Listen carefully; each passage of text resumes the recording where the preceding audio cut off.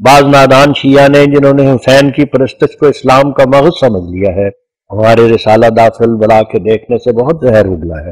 اور گالیاں دے کر یہ اعتراض کیا ہے کہ کیوں کر ممکن ہے کہ یہ شخص امام حسین سے افضل ہو، اور جوش میں آ کر یہ بھی لکھ دیا ہے کہ امام حسین کی وہ شان ہے کہ تمام نبی اپنی مصیبتوں کے وقت میں اسی امام کو اپنا شفیع ٹھہراتے تھے اور اس کی طفیل ان کی مصیبتیں دور ہوتی تھی۔ ایسا ہی حضرت صلی اللہ علیہ وسلم بھی مصیبت کے وقت میں امام حسین کے ہی دست نگر تھے۔ یہاں نشان دے کر حضور نے حاشیہ میں تحریر فرمایا ہے،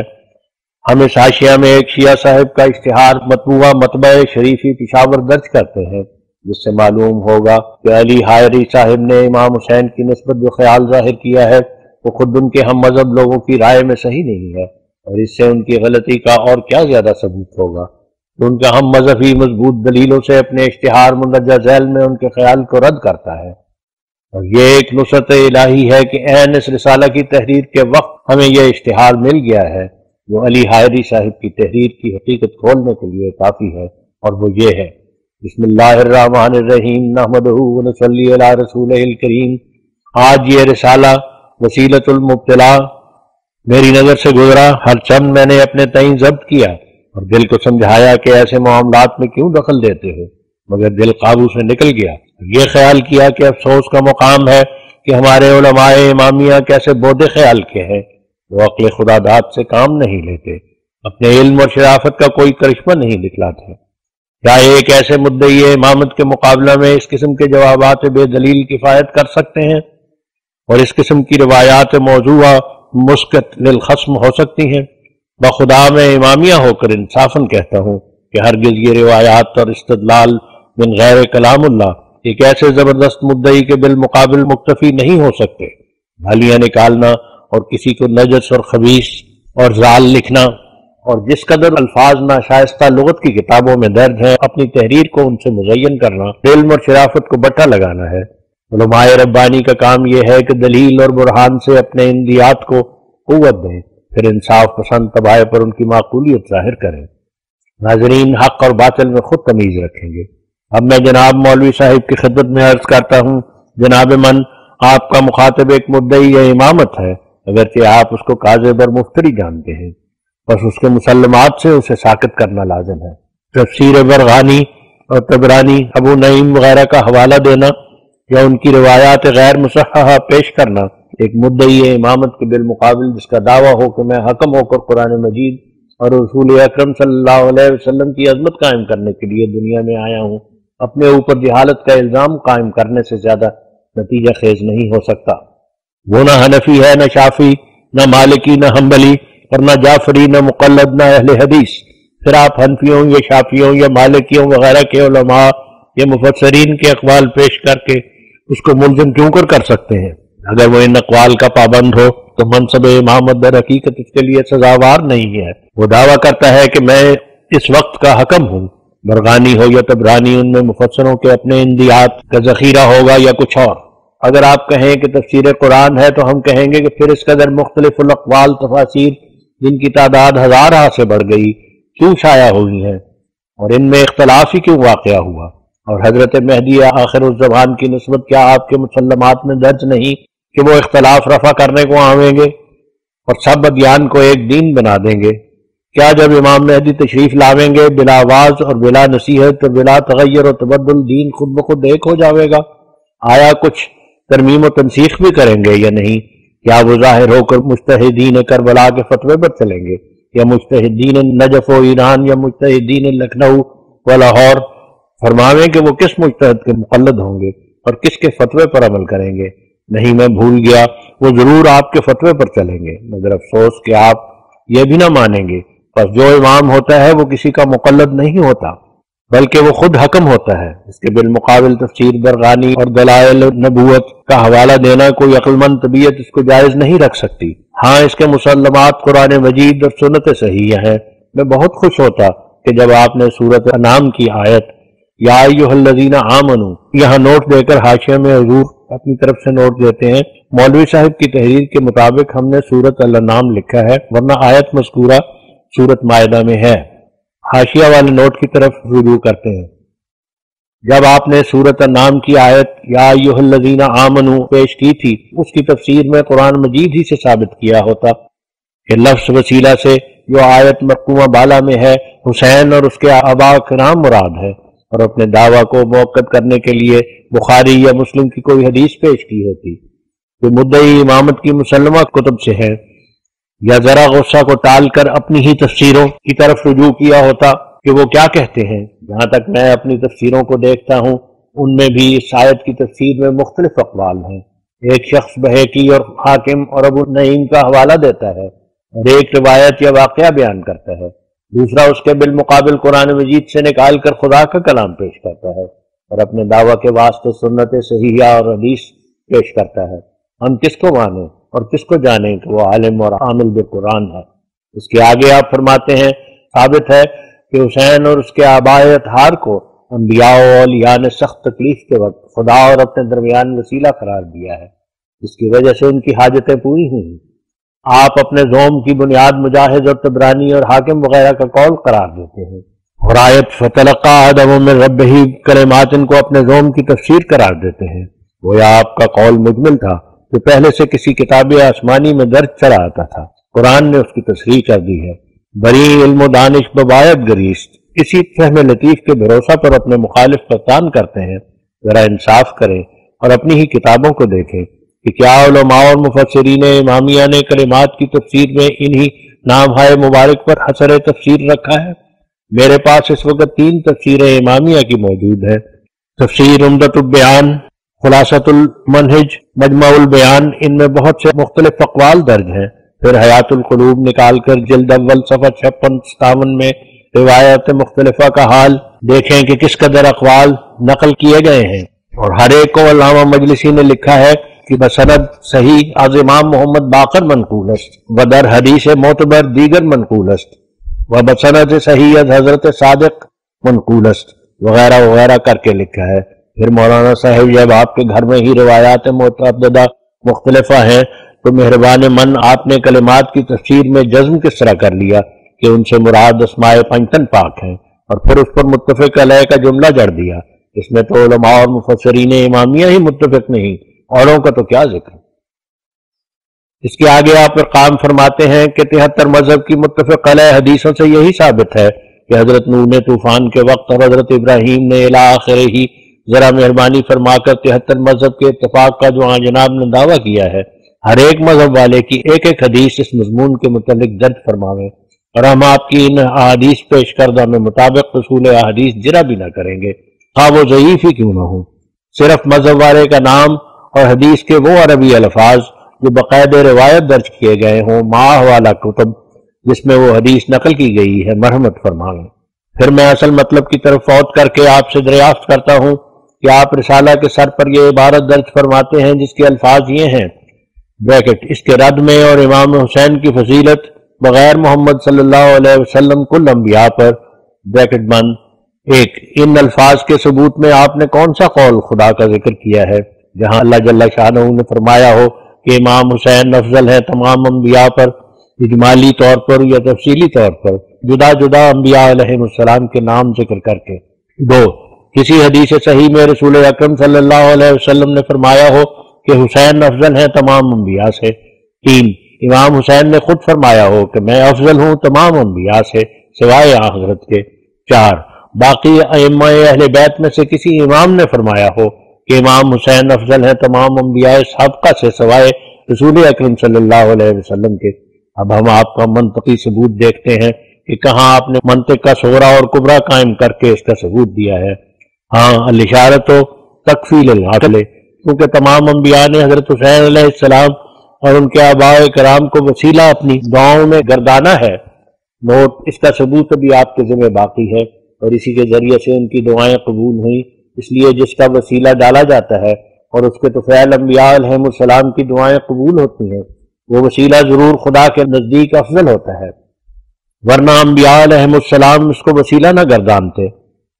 یہ ہے آپ کی انوکھی منطق اور بوسیدہ علم کلام۔ مثالاً،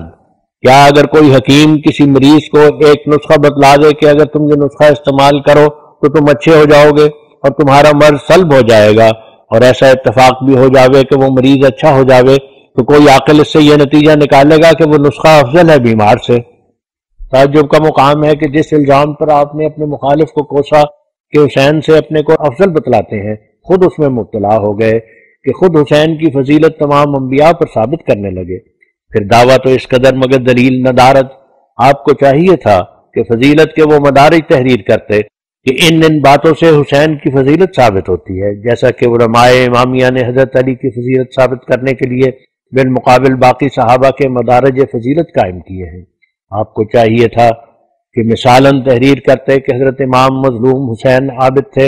اور اس کے بالمقابل حضرت آدم یا حضرت نوح کی عبادت ان سے بہت کم تھی، یا حضرت حسین صابر اور شاکر تھے اور اس کے بالمقابل دیگر فلاں فلاں انبیاء میں صبر اور شکر کم تھا، اور اس کمی کو اس ترازو میں بھی وزن کرتے جو آپ کے پاس ہے، وغیرہ وغیرہ۔ جب اس قسم یا اس جیسے جو بخیال آپ کے وجہ فضیلت قرار پا سکتے ہیں تمام مدارج اور رسول فضیلت بالمقابل باقی تمام انبیاء علیہ السلام کے آپ بیان فرماتے اور ان کو نص یا حدیث صحیح اور متواتر اور تعامل قومی سے بھی موقت کرتے، تب اہل حق پر ظاہر ہو جاتا کہ واقعی امام حسین افضل ہیں دیگر انبیاء پر۔ یہ خشک منطق کہ چونکہ انبیاء گزشتہ نے حسین کو وسیلہ اپنی دعاؤں میں خدا کے پاس گردانا ہے اس لیے وہ افضل ہیں، ہمارے کس کام؟ اول تو آپ قرآن سے ثابت کرے کہ واقعی حضرت آدم نے حسین کا نام لے کر ان کو وسیلہ گردانا تھا۔ اس وقت حسین کہاں تھا؟ نام لکھا ہوا دیکھا؟ کہاں ذکر ہے قرآن میں کہ حضرت آدم نے ساق عرش پر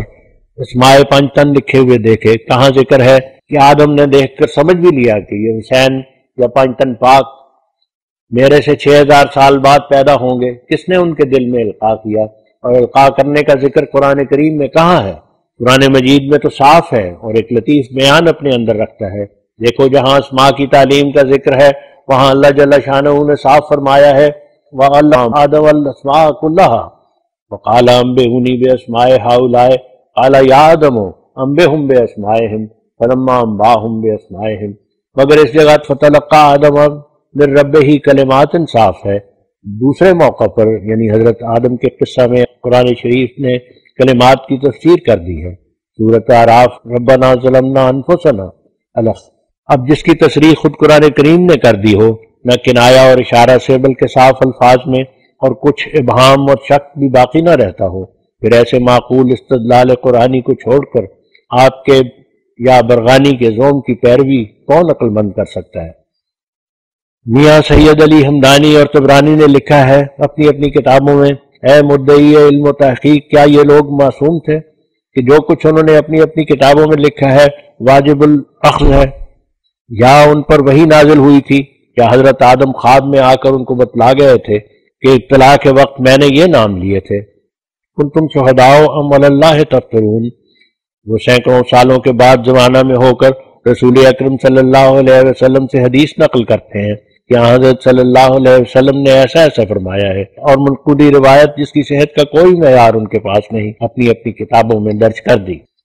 سنیے، رسول خدا نے تو یہ بھی فرمایا ہے کہ میرے بعد بہت کذاب پیدا ہوں گے اور جھوٹی حدیثیں میرے نام سے روایت کریں گے، بس تم کو لازم ہے کہ اس وقت حدیث کو کتاب اللہ پر عرض کرو، اگر موافق ہو تو لے لو ورنہ ترک کرو۔ پھر ہم بغیر اس معیار کے کسی حدیث کو کیوں کر صحیح سمجھ سکتے ہیں، جبکہ خود حضرت صلی اللہ علیہ وسلم نے یہ معیار تصحیح حدیث بتلا دیا ہے، اور مولانا صاحب نے بھی اس حدیث کو اپنے کسی رسالہ میں ذکر کیا ہوا ہے۔ بس یہ بات کہ جو حدیث کسی کتاب میں لکھی ہو وہ در حقیقت حدیث رسول ہوگی، امر مسلم نہ رہا، بلکہ جو حدیث مطابق کتاب اللہ ہوگی وہ حدیث رسول ہوگی۔ دیکھیں اصول کافی کتاب العلم امام جعفر علیہ السلام فرماتے ہیں فما وافق کتاب اللہ فخذوہ وما خالف فدعوہ کل حدیث لا یوافق کتاب اللہ فہو زخرف۔ اصول کافی کے دیباچہ ہی میں نظر کرے کہ ہمارے شیخ المحدثین اپنے شیعوں کی احادیث کی نسبت کیا تحریر فرماتے ہیں، تو خبری یہ کہ آپ ان علماء پر جن کی روایات آپ نے پیش کی ہے تبرہ بھیجتے ہیں، پھر ان سے حجت پکڑنا چہ معنی دارد دو حالتوں سے خالی نہیں، یا تو آپ مرزا صاحب کے اصول سے بکلی ناواقف ہیں یا عوام کو دھوکہ دیتے ہیں۔ اب آخری فیصلہ بھی ذرا سن لیں۔ غایت المقصود حصہ اول صفحہ 10 سطر 9 ملاحظہ ہو، جناب مولانا صاحب نے خود تسلیم کر لیا ہے کہ نبوت افضل از امامت است قطعاً، اس جگہ امام حسین خود واقعی امام تھے، ان کی نسبت کوئی استثناء ذکر نہیں فرمایا گیا، پھر کس طرح یہ بات کہی جاتی ہے کہ امام حسین افضل ہیں سب انبیاء سے بغیر آن حضرت صلی اللہ علیہ وسلم کے؟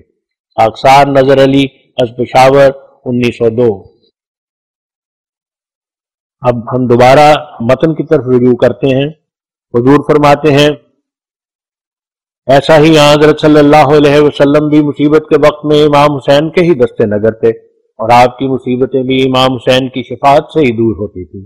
افسوس یہ لوگ نہیں سمجھتے کہ قرآن نے تو امام حسین کو رتبہ ابنیت کا بھی نہیں دیا، بلکہ نام تک مذکور نہیں۔ ان سے تو زید ہی اچھا رہا جس کا نام قرآن شریف میں موجود ہے۔ ان کو حضرت صلی اللہ علیہ وسلم کا بیٹا کہنا قرآن شریف کے نص صریح کے برخلاف ہے، جیسا کہ آیت ما کانا محمد النبا احد من رجالکم سے سمجھا جاتا ہے، اور ظاہر ہے کہ حضرت امام حسین رجال میں سے تھے، عورتوں میں سے تو نہیں تھے۔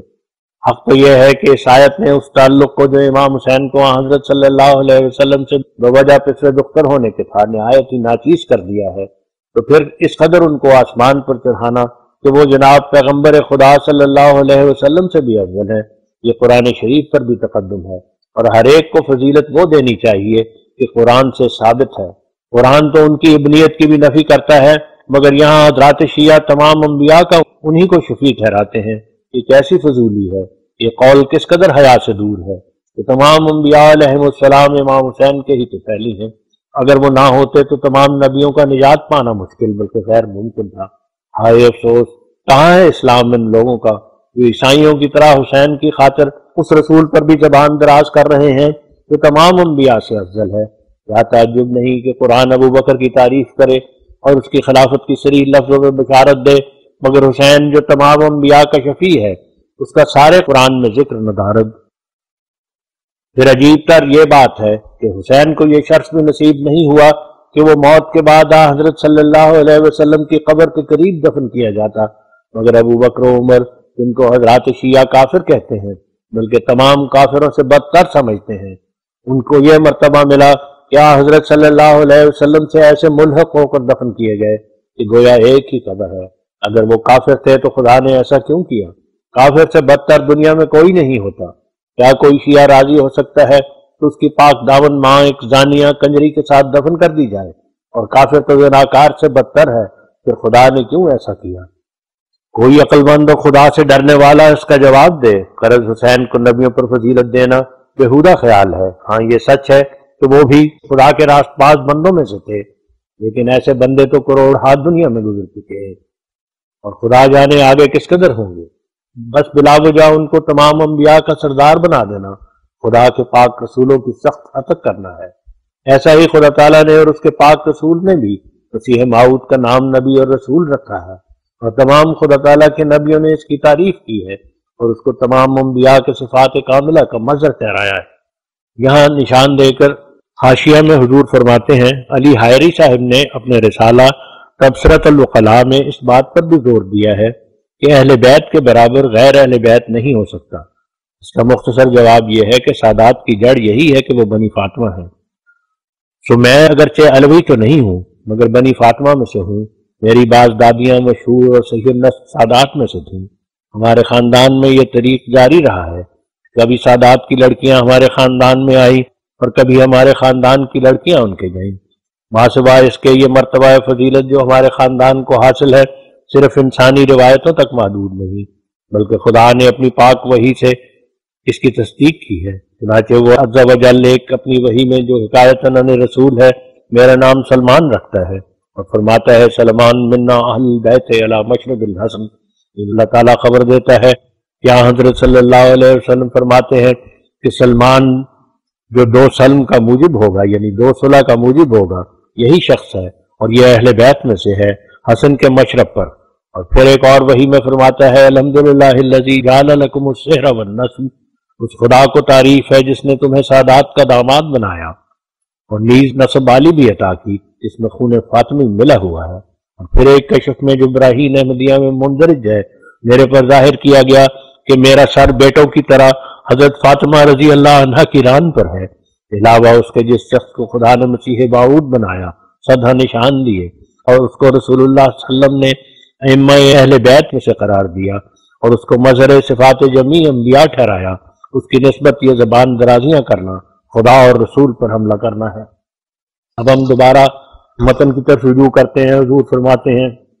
اب سوچنے کے لائق ہے کہ امام حسین کو اس سے کیا نسبت ہے۔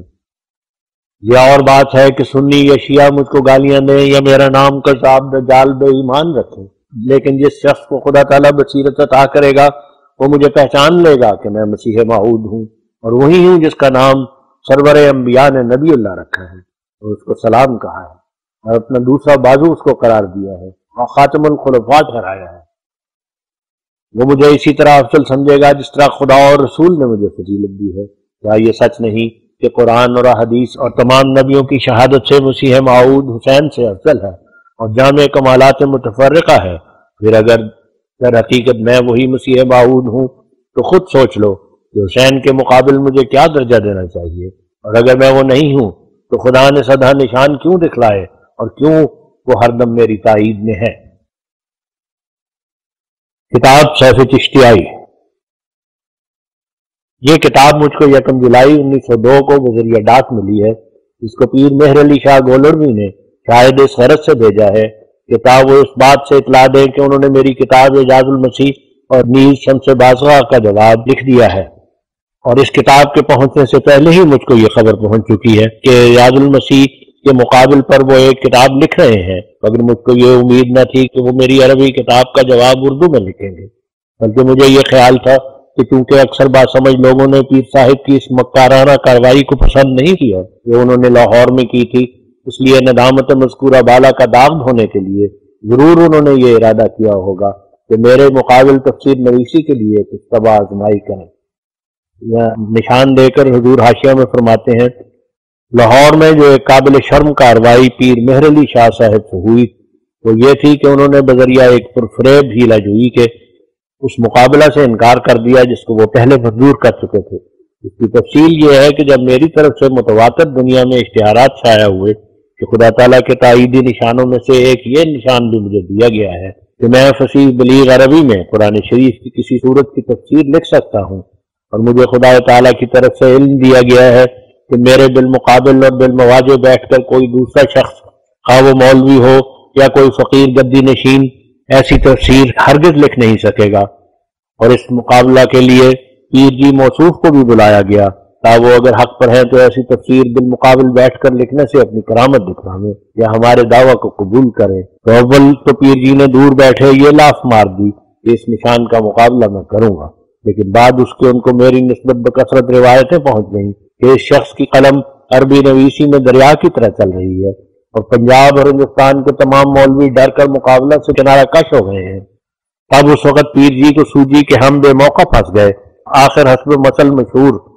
کہ مرتا کیا نہ کرتا انکار کے لیے یہ منصوبہ تراشا کہ ایک اشتہار شائع کر دیا کہ ہم بالمقابل بیٹھ کر تفسیر لکھنے کے لیے تیار تو ہیں، مگر ہماری طرف سے یہ شرط ضروری ہے کہ تفسیر لکھنے سے پہلے عقائد میں بحث ہو جائے کہ کس کے عقائد صحیح اور مسلم اور مدلل ہیں، اور مولوی محمد حسین بٹالوی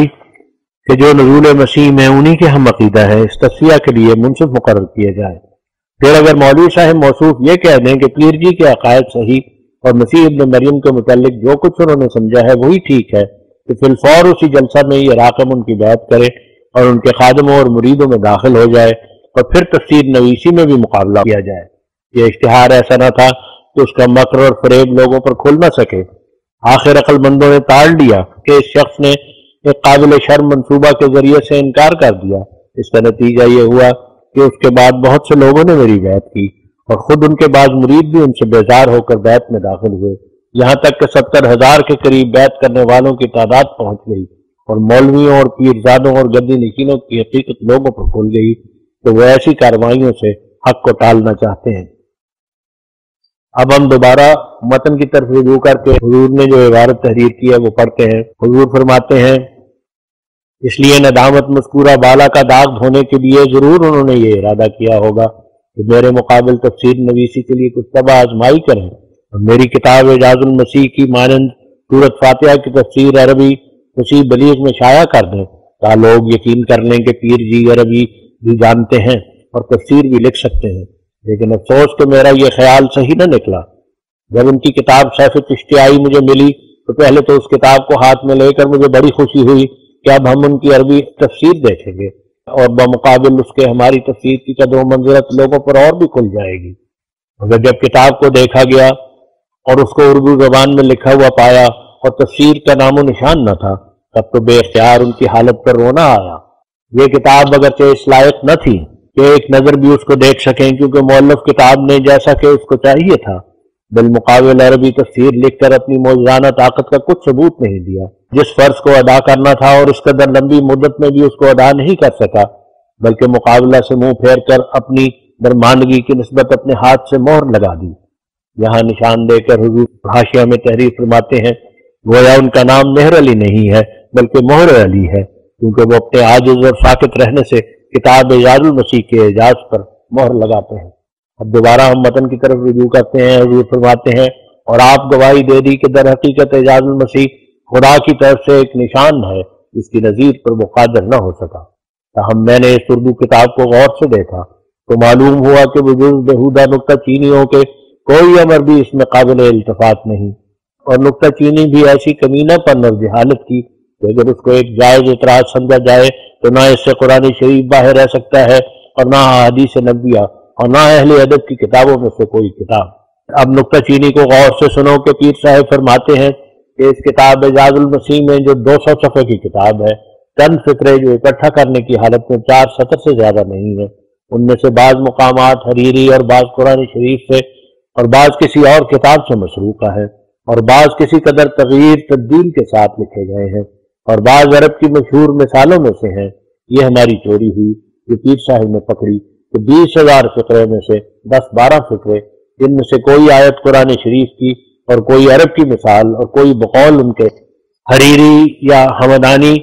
کے کسی فقرے سے توارد تھا۔ افسوس کہ ان کو اس اعتراض کے کرتے ہوئے ذرا شرم نہیں آئی اور ذرا خیال نہیں کیا کہ اگر ان قلیل اور 2-4 فقروں کو توارد نہ سمجھا جائے جیسا کہ ادیبوں کے کلام میں ہوا کرتا ہے، اور یہ خیال کیا جائے کہ یہ چند فقرے بطور اقتباس کے لکھے گئے، تو اس میں کون سا اعتراض پیدا ہو سکتا ہے؟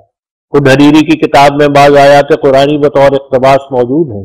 ایسا ہی چند عبارات اور اشعار دوسروں کے بغیر تغییر تبدیل کے اس میں پائے جاتے ہیں، اور بعض عبارتیں ابو الفضل بدیع الزمان کی اس میں بیان ہی ملتی ہیں۔ تو کیا اب یہ رائے ظاہر کی جائے کہ مقامات حریری سب کی سب مسروقہ ہے؟ بلکہ بعض نے تو ابو القاسم حریری پر یہاں تک بدظنی کی ہے کہ اس کی ساری کتاب ہی کسی غیر کی تالیف ٹھہرائی ہے، اور بعض کہتے ہیں کہ وہ ایک دفعہ فن انشاء میں کامل سمجھ کر ایک امیر کے پاس پیش کیا گیا، اور امتحاناً حکم ہوا کہ ایک اظہار کو عربی فصیح بلیغ میں لکھے، مگر وہ لکھ نہ سکا، اور یہ امر اس کے لیے بڑی شرمندگی کا موجب ہوا، مگر تاہم وہ دبا میں بڑی عظمت کے ساتھ شمار کیا گیا، اور اس کی مقامات حریری بڑی عزت کے ساتھ دیکھی جاتی ہے، حالانکہ وہ کسی دینی یا علمی خدمت کے لیے کام نہیں آ سکتی، کیونکہ حریری اس بات پر قادر نہیں ہو سکا کہ کسی سچے اور واقعی قصے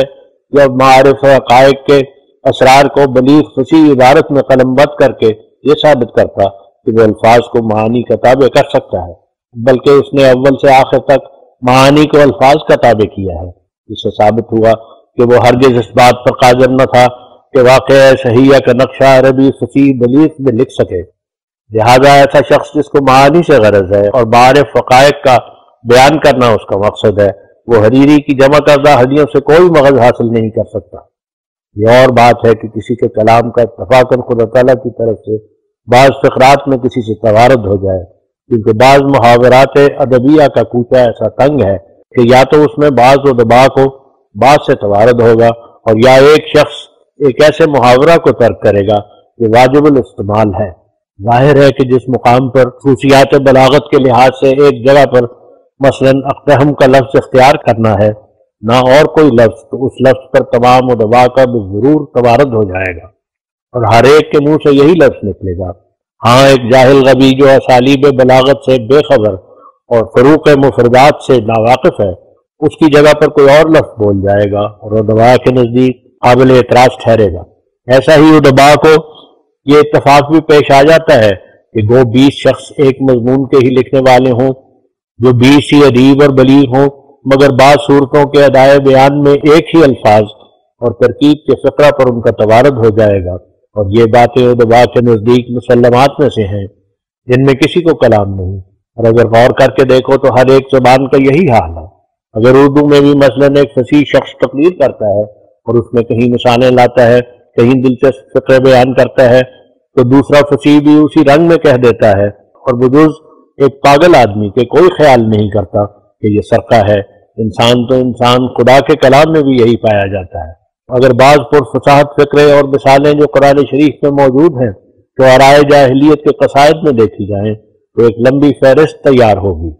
اور ان امور کو محققین نے جائے اعتراض نہیں سمجھا، بلکہ اسی غرض سے ائمہ راشدین نے جاہلیت کے ہزارہ اشعار کو حفظ کر رکھا تھا، اور قرآن شریف کی بلاغت فصاحت کے لیے ان کو بطور سند لاتے تھے۔ یہ بات بھی اس جگہ بیان کر دینے کے لائق ہے کہ میں خاص طور پر خدا تعالیٰ کی اعجاز نمائی کو انشاء پردازی کے وقت بھی اپنی نسبت دیکھتا ہوں، کیونکہ جب میں عربی میں یا اردو میں کوئی عبارت لکھتا ہوں تو میں محسوس کرتا ہوں کہ کوئی اندر سے مجھے تعلیم دے رہا ہے، اور ہمیشہ میری تحریر وہ عربی ہو یا اردو یا فارسی دو حصہ پر منقسم ہوتی ہے۔ ایک تو یہ کہ بڑی سہولت سے سلسلہ الفاظ اور معانی کا میرے سامنے آتا جاتا ہے اور میں اس کو لکھتا جاتا ہوں، اور گو اس تحریر میں مجھے کوئی مشقت اٹھانی نہیں پڑتی، مگر دراصل وہ سلسلہ میری دماغی طاقت سے کچھ زیادہ نہیں ہوتا۔ یعنی الفاظ اور معانی ایسے ہوتے ہیں کہ اگر خدا تعالیٰ کی ایک خاص رنگ میں تائید نہ ہوتی تب بھی اس کے فضل کے ساتھ ممکن تھا کہ اس کی معمولی تائید کی برکت سے جو لازمہ فطرت خواص انسانی ہے کسی قدر مشقت اٹھا کر اور بہت سا وقت لے کر ان مضامین کو میں لکھ سکتا۔ واللہ عالم۔ دوسرا حصہ میری تحریر کا محض خارق عادت کے طور پر ہے۔ یہاں نشان دے کر حضور حاشیہ میں فرماتے ہیں، جیسا کہ بارہا بعض امراض کے علاج کے لیے مجھے بعض ادویہ بذریعہ وہی معلوم ہوئی ہیں، قطع نظر اس سے کہ وہ پہلے مجھ سے جالینوس کی کتاب میں لکھی گئی ہیں یا بقرات کی کتاب میں، ایسا ہی میری انشاء پردازی کا حال ہے۔ جو عبارتیں تائید کے طور پر مجھے خدا تعالیٰ سے معلوم ہوتی ہیں، مجھے ان میں کچھ بھی پرواہ نہیں کہ وہ کسی اور کتاب میں ہوں گی، بلکہ وہ میرے لیے اور ہر یک کے لیے جو میرے حال سے واقف ہو معجزہ ہے، اور اگر کسی کے نزدیک معجزہ نہ ہو تو اس پر پانی پینا حرام ہے جب تک بالمواجہ بیٹھ کر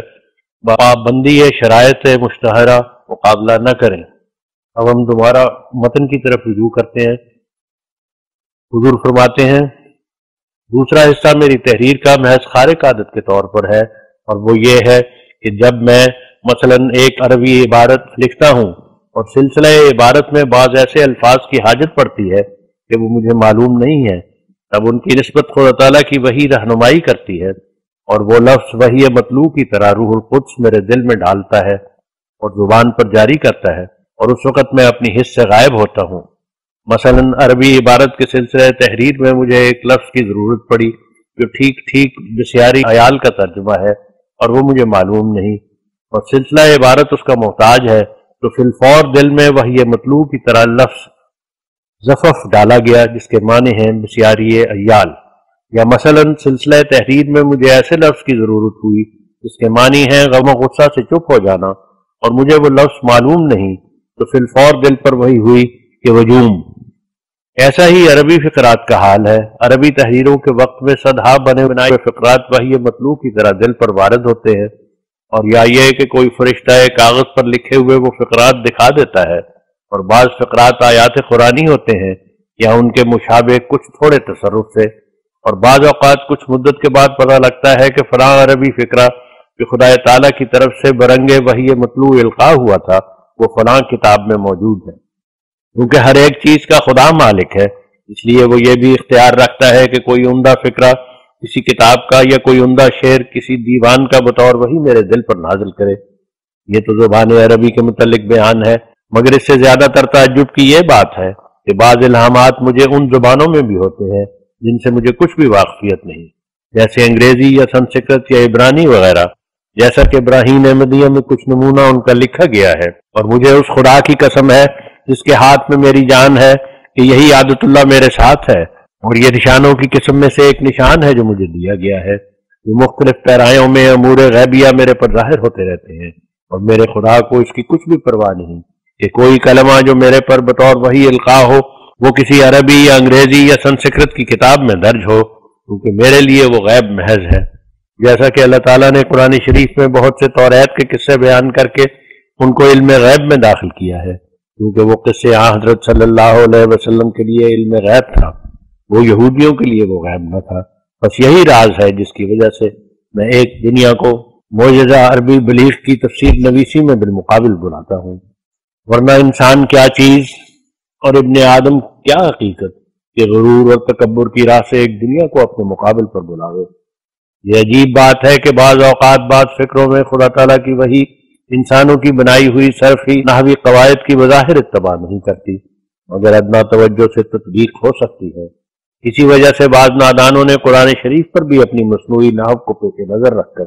اعتراض کیے ہیں، مگر یہ تمام اعتراض بیہودہ ہیں۔ زبان کا علم وسیع خدا کو ہے، نہ کسی اور کو، اور زبان جیسا کہ تغیر مکانی سے کسی قدر بدلتی ہے، ایسا ہی تغیر زمانی سے بھی تبدیلیاں ہوتی رہتی۔ آج کل کی عربی زبان کا اگر محاورہ دیکھا جائے جو مصر اور مکہ اور مدینہ اور دیار شام وغیرہ میں بولی جاتی ہے، تو گویا وہ محاورہ صرف و نحو کے تمام قواعد کی بے خونی کر رہا ہے، اور ممکن ہے کہ اسی قسم کا محاورہ کسی زمانہ میں پہلے بھی گزر چکا ہو۔ بس خدا تعالیٰ کی وحی کو اس بات سے کوئی روک نہیں ہے کہ بعض فقرات سے گزشتہ محاورہ یا موجودہ محاورہ کے موافق بیان کرے۔ اسی وجہ سے قرآن میں بعض خصوصیات ہیں، علاوہ اس کے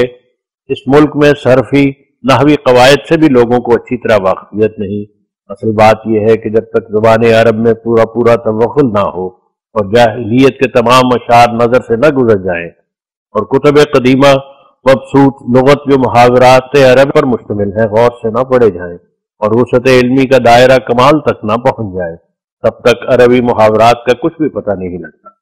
اور نہ ان کی صرف اور نحو کا باستیفاء علم ہو سکتا ہے۔ ایک نادان نکتہ چینی کرتا ہے کہ فلاں صلہ درست نہیں یا ترکیب غلط ہے، اور اسی قسم کا صلہ اور اسی قسم کی ترکیب اور اسی قسم کا صیغہ قدیم جاہلیت کے کسی شعر میں نکل آتا ہے۔ اور اس ملک میں جو لوگ علماء کہلاتے ہیں، بڑی دوڑ ان کی قاموس تک ہے، حالانکہ قاموس کی تحقیق پر بہت جرا ہوئی ہیں اور کئی مقامات میں اس نے دھوکہ کھایا ہے۔ یہ بیچارے جو علماء یا مولوی کہلاتے ہیں، ان کو تو قدیم معتبر کتابوں کے نام بھی یاد نہیں، اور نہ ان کو تحقیق اور توغل زبان عربی سے کچھ دلچسپی ہے۔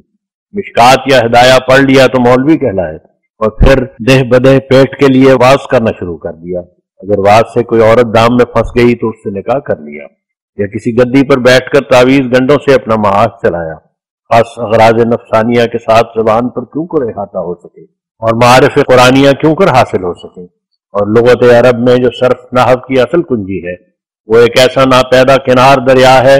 جو اس کی نسبت امام شافعی رحمۃ اللہ کا یہ مقولہ بالکل صحیح ہے کہ لا یعلمہ الا نبی، یعنی اس زبان کو اور اس کے انواع اقسام کے محاورات کو بجز نبی کے اور کوئی شخص کامل طور پر معلوم ہی نہیں کر سکتا۔ اس قول سے بھی ثابت ہوا کہ اس زبان پر ہر ایک پہلو سے قدرت حاصل کرنا ہر ایک کا کام نہیں، بلکہ اس پر پورا احاطہ کرنا معجزات انبیاء علیہ السلام سے ہے۔ یہ بات یاد رکھنے کے لائق ہے کہ یہ نکتہ چینی مذکورہ بالا ایک ملہم کے مقابل پر کہ جو عربی نویسی میں بہت سے فکر خدا تعالیٰ کی طرف سے بطور الہام کے پاتا ہے، بالکل بے محل ہے، کیونکہ اگر خدا تعالیٰ اپنے بندوں کو اس طرح پر بھی مدد دے کہ کبھی ایک مسلسل تقریر میں کسی کتاب کا کوئی عمدہ فکرہ بطور وحی اس کے دل پر القاء کر دے، تو ایسا القاء اس عبارت کو اعجازی طاقت سے باہر نہیں کر سکتا۔ باہر تب ہو کہ جب دوسرا شخص اس کی مثل پر قادر ہو سکے، مگر اب تک کون قادر ہوا اور کس نے مقابلہ کیا؟ اور خود و دبا کے نزدیک اس قدر قلیل توارد نہ جائے اعتراض ہے اور نہ جائے شک، بلکہ مستحسن ہے، کیونکہ طریق اقتباس بھی ادبیہ طاقت میں شمار کیا گیا ہے اور ایک جز بلاغت کی سمجھی گئی ہے۔ جو لوگ اس فن کے رجال ہیں وہی اقتباس پر بھی قدرت رکھتے ہیں، اور ہر یک جاہل اور غبی کا یہ کام نہیں ہے۔ وہاں سوا اس کے ہمارا تو یہ دعویٰ ہے کہ معجزہ کے طور پر خدا تعالیٰ کی تائید سے اس انشاء پردازی کی ہمیں طاقت ملی ہے،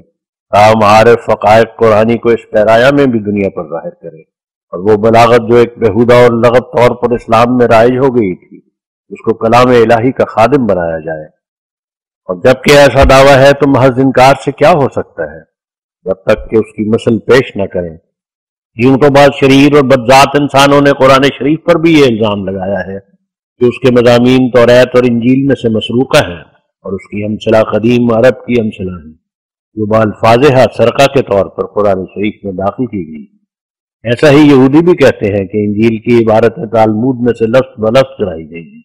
چنانچہ ایک یہودی نے حال ہی میں ایک کتاب بنائی ہے جو اس وقت میرے پاس موجود ہے، اور بہت سی عبارتیں تالمود کی پیش کی ہیں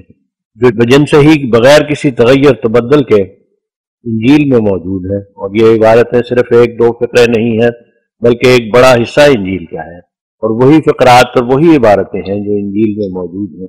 اور اس کثرت سے وہ عبارتیں ہیں جن کے دیکھنے سے ایک محتاط آدمی بھی شک میں پڑے گا کہ یہ کیا معاملہ ہے، اور دل میں ضرور کہے گا کہ کہاں تک اس کو توارت پر حمل کرتا جاؤں۔ اور اس یہودی فاضل نے اسی پر بس نہیں کی بلکہ باقی حصہ انجیل کی نسبت اس نے ثابت کیا ہے کہ یہ عبارتیں دوسرے نبیوں کی کتابوں میں سے لی گئی ہیں، اور بیان ہی وہ عبارتیں بائبل میں سے نکال کر پیش کی ہیں، اور ثابت کیا ہے کہ انجیل سب کی سب مسروقہ ہے، اور یہ شخص خدا کا نبی نہیں بلکہ ادھر ادھر سے فکریں چرا کر ایک کتاب بنا لی اور اس کا نام انجیل رکھ لیا۔ اور اس فاضل یہودی کی طرف سے یہ اس قدر سخت حملہ کیا گیا ہے کہ اب تک کوئی پادری اس کا جواب نہیں دے سکا۔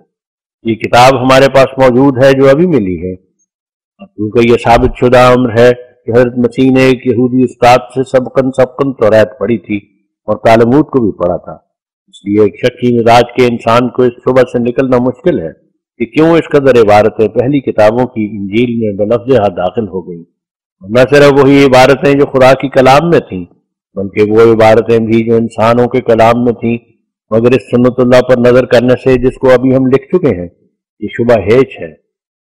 خدا تعالیٰ بباعث اپنی مالکیت کے اختیار رکھتا ہے کہ دوسری کتابوں کی بعض عبارتیں اپنی جدید وحی میں داخل کرے، اس پر کوئی اعتراض نہیں۔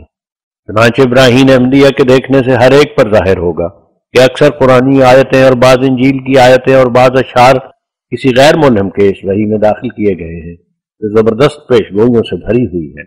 جس کے من جانب اللہ ہونے پر یہ قوی شہادت ہے کہ تمام پیش گوئیاں اس کی آج پوری ہو گئی اور پوری ہو رہی ہیں۔ غرض خدا تعالیٰ کی یہ قدیم سے عادت ہے کہ وہ اپنی وحی کی عبارتوں اور مضمونوں کو دوسرے مقام سے بھی لے لیتا ہے، اور پھر جاہلوں کو اعتراض پیدا ہوتے ہیں۔ چنانچہ ان دنوں میں ایک اور شخص نے تالیف کی ہے جس سے وہ ثابت کرنا چاہتا ہے کہ توریت کی کتاب پیدائش جو گویا توریت کے فلسفہ کی ایک جڑ مانی گئی ہے ایک اور کتاب میں سے چرائی گئی ہے جو موسیٰ کے وقت میں موجود تھی، تو گویا ان لوگوں کے خیال میں موسیٰ اور عیسیٰ سب چور ہی تھے۔ یہ تو انبیاء علیہم السلام پر شک کیے گئے ہیں، مگر دوسرے ادیبوں اور شاعروں پر نہایت قابل شرم الزام لگائے گئے ہیں۔ متنبی جو ایک مشہور شاعر ہے، اس کے دیوان کے ہر ایک شعر کی نسبت ایک شخص نے ثابت کیا ہے کہ وہ دوسرے شاعروں کے شعروں کا سرقہ ہے۔ غرض سرقہ کے الزام سے کوئی بچا نہیں، نہ خدا کی کتابیں اور نہ انسانوں کی کتابیں۔ اب تنقیح طلب یہ امر ہے کہ کیا در حقیقت ان لوگوں کے الزامات صحیح ہیں؟ اس کا جواب یہی ہے کہ خدا کے ملہموں اور وحی یابوں کی نسبت ایسے شبہات دل میں لانا تو بدیہی طور پر بے ایمانی ہے اور لعنتیوں کا کام، کیونکہ خدا تعالیٰ کے لیے کوئی آر کی جگہ نہیں کہ بعض کتابوں کی بعض عبارتیں یا بعض فقرات اپنے ملہموں کے دل پر نازل کرے، بلکہ ہمیشہ سے سنت اللہ اسی پر جاری۔ رہی یہ بات کہ دوسرے شاعروں اور ادیبوں کی کتابوں پر بھی یہی اعتراض آتا ہے کہ بعض کی عبارتیں یا اشعار بلفظہا یا بتغیر ماں بعض کی تحریرات میں پائے جاتے ہیں، تو اس کا جواب جو ایک کامل تجربہ کی روشنی سے ملتا ہے یہی ہے کہ ایسی صورتوں کو بجز توارد کے ہم کچھ نہیں کہہ سکتے، کیونکہ جن لوگوں نے ہزارہا جزیں اپنی بلیغ عبارت کی پیش کر دی ان کی نسبت یہ ظلم ہوگا کہ اگر 5, 7 یا 10, 20 فقرات ان کی کتابوں میں ایسے پائے جائیں کہ وہ یا ان کے مشابہ کسی دوسری کتاب میں بھی ملتے ہیں تو ان کی ثابت شدہ لیاقتوں سے انکار کر دیا جائے۔ اسی طرح ان لوگوں کو انصاف سے دیکھنا چاہیے کہ اب تک ہماری طرف سے 22 کتابیں عربی فصیح بلیغ میں بطلب مقابلہ تصنیف و شائع ہو چکی ہیں، اور عربی کے اشتہارات اس کے علاوہ ہیں، اور کتابوں کے نام یہ ہیں: 1 تبلیغ، 2 نور الحق حصہ اول، 3 نور الحق حصہ ثانی، 4 اتمام الحجہ، 5 خطبہ الہامیہ، 6 الہدا، 7 اعجاز المسیح، 8 کرامات الصادقین، 9 سر الخلافہ، 10 انجام آتم، 11 نجم الہدا، 12 منن الرحمن، 13 حمامت البشرا، 14 تحفہ بغداد، 15 البلاغ، 16 ترغیب المومنین، 17 لجت النور۔ اور یہاں نشان دے کر حاشیہ میں تحریر ہے۔ 18 رسالہ عربیہ حقیقت المہدی، 19 رسالہ تعاون، 20 القصائد، 21 قصیدہ رسالہ حاضہ، 22 ایک رسالہ عربی بطور خط ہمراہ نظم اردو ممانعت جہاد، مورخہ 7 جون 1900۔ اب ہم دوبارہ متن کی طرف رجوع کرتے ہیں۔ اس قدر تصانیف عربیہ جو مضامین دقیقہ علمیہ حکمیہ پر مشتمل ہیں، بغیر ایک کامل علمی وسعت کے کیوں کر انسان ان کو انجام دے سکتا ہے؟ کیا یہ تمام علمی کتابیں حریری یا ہمدانی کی سرقہ سے تیار ہو گئیں؟ اور ہزارہ معارف اور حقائق دینی و قرآنی جو ان کتابوں میں لکھے گئے ہیں وہ حریری اور ہمدانی میں کہاں ہیں؟ اس قدر بے شرمی سے منہ کھولنا کیا انسانیت ہے؟ یہ لوگ اگر کچھ شرم رکھتے ہوں تو اس شرمندگی سے جیتے ہی مر جائیں کہ جس شخص کو جاہل اور علم عربی سے قطعاً بے خبر کہتے تھے اس نے تو اس قدر کتابیں فصیح بلیغ عربی میں تالیف کر دیں۔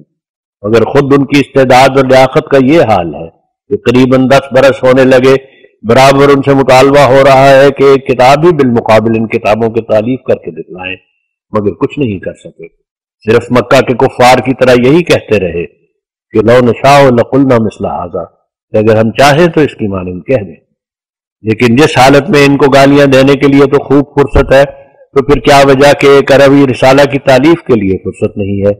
اور جس حالت میں ہزاروں اشتہار گالیوں کے چھاپ کا شائع کر رہے ہیں تو پھر کیا وجہ کہ عربی کتاب کے چھاپنے کے لیے ان کے پاس کچھ نہیں ہے؟ میں خیال نہیں کرتا کہ کوئی عاقل ایسے عذرات ان کے کو قبول کر سکے، اور صرف چند فقرے 20,000 فقروں میں سے پیش کر کے یہ کہنا کہ یہ مسروقہ ہے، یہ اس درجہ کی بے حیائی ہے جو بجز پیر مہر علی شاہ کے کون ایسا کمال دکھلا سکتا ہے؟ اے نادان، اگر علمی اور دینی کتابیں جو ہزارہ معارف اور عقائد پر مندرج ہوتی ہیں صرف فرضی انسانوں کی عبارتوں کے سرقہ سے تالیف ہو سکتی ہیں تو اس وقت تک کس نے آپ لوگوں کا منہ بند کر رکھا ہے؟ کیا ایسی کتابیں بازاروں میں ملتی نہیں ہیں جن سے سرقہ کر سکو؟ ان لعنتوں کو کیوں آپ لوگوں نے ہضم کیا جو در حالت سکوت ہماری طرف سے آپ کے نظر ہوئی؟ اور کیوں ایک صورت کی بھی تفسیر عربی بلیغ فصیح میں تالیف کر کے شائع نہ کر سکے تا دنیا دیکھتی کہ کس قدر آپ عربی دان ہیں؟ اگر آپ کی نیت بخیر ہوتی تو میرے مقابل تفسیر لکھنے کے لیے ایک مجلس میں بیٹھ جاتے تا دروغ گو بے حیا کا منہ ایک ہی ساتھ میں سیاہ ہو جاتا۔ خیر، تمام دنیا اندھی نہیں ہے، آخر سوچنے والے بھی موجود ہیں۔ ہم نے کئی مرتبہ یہ بھی اشتہار دیا ہے کہ تم ہمارے مقابلہ پر کوئی عربی رسالہ لکھو، پھر عربی زبان جاننے والے اس کے منصف ٹھہرائے جائیں گے، پھر اگر تمہارا رسالہ فصیح بلیغ ثابت ہوا میرا تمام دعویٰ باطل ہو جائے گا۔ اور میں اب بھی اقرار کرتا ہوں کہ بالمقابل تفسیر لکھنے کے بعد اگر تمہاری تفسیر لفظاً و معناً اعلیٰ ثابت ہوئی تو اس وقت اگر تم میری تفسیر کی غلطیاں نکالو تو فی غلطی 5 روپیہ انعام دوں گا۔ غرض بہودہ نکتہ چینی سے پہلے یہ ضروری ہے کہ بذریعہ تفسیر عربی اپنی عربی دانی ثابت کرو، کیونکہ جس فن میں کوئی شخص دخل نہیں رکھتا اس فن میں اس کی نکتہ چینی قبول کے لائق نہیں ہوتی۔ معمار کی نکتہ چینی کر سکتا ہے اور حداد کی، مگر ایک خاک روب کو حق نہیں پہنچتا کہ ایک دانا معمار کی نکتہ چینی کرے۔ آپ کی ذاتی لیاقت تو یہ ہے کہ ایک سطر بھی عربی نہیں لکھ سکتے،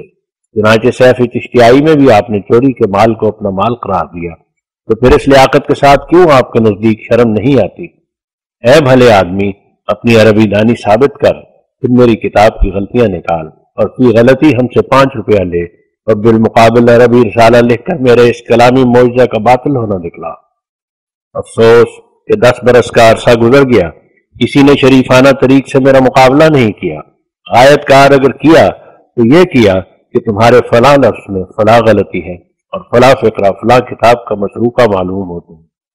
مگر صاف ظاہر ہے کہ جب تک خود انسان کا صاحب علم ہونا ثابت نہ ہو کیوں کر اس کی نکتہ چینی صحیح مان لی جائے؟ کیا ممکن نہیں کہ وہ خود غلطی کرتا ہو؟ اور جو شخص بالمقابل لکھنے پر قادر نہیں وہ کیوں کہتا ہے کہ کتاب میں بعض فقرے بطور سرقہ ہے؟ اگر سرقہ سے یہ امر ممکن ہے تو کیوں وہ مقابل پر نہیں آتا اور لومڑی کی طرح بھاگا پھرتا ہے؟ اے نادان، اول کسی تفسیر کو عربی فصیح میں لکھنے سے اپنی عربی دانی ثابت کر، پھر تیری نکتہ چینی بھی قابل توجہ ہو جائے گی، ورنہ بغیر ثبوت عربی دانی کے میری نکتہ چینی کرنا اور کبھی سرقہ کا الزام دینا اور کبھی صرفی نحوی غلطی کا یہ صرف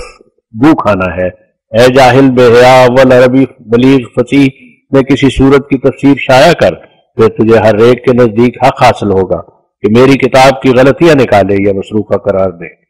جو شخص 1000 جز عربی بلیغ فصیح کی لکھ چکا ہے، نہ صرف بےہودہ طور پر بلکہ معارف حقیقی کے بیان میں، تو کیا صرف انکار سے اس کا جواب ہو سکتا ہے؟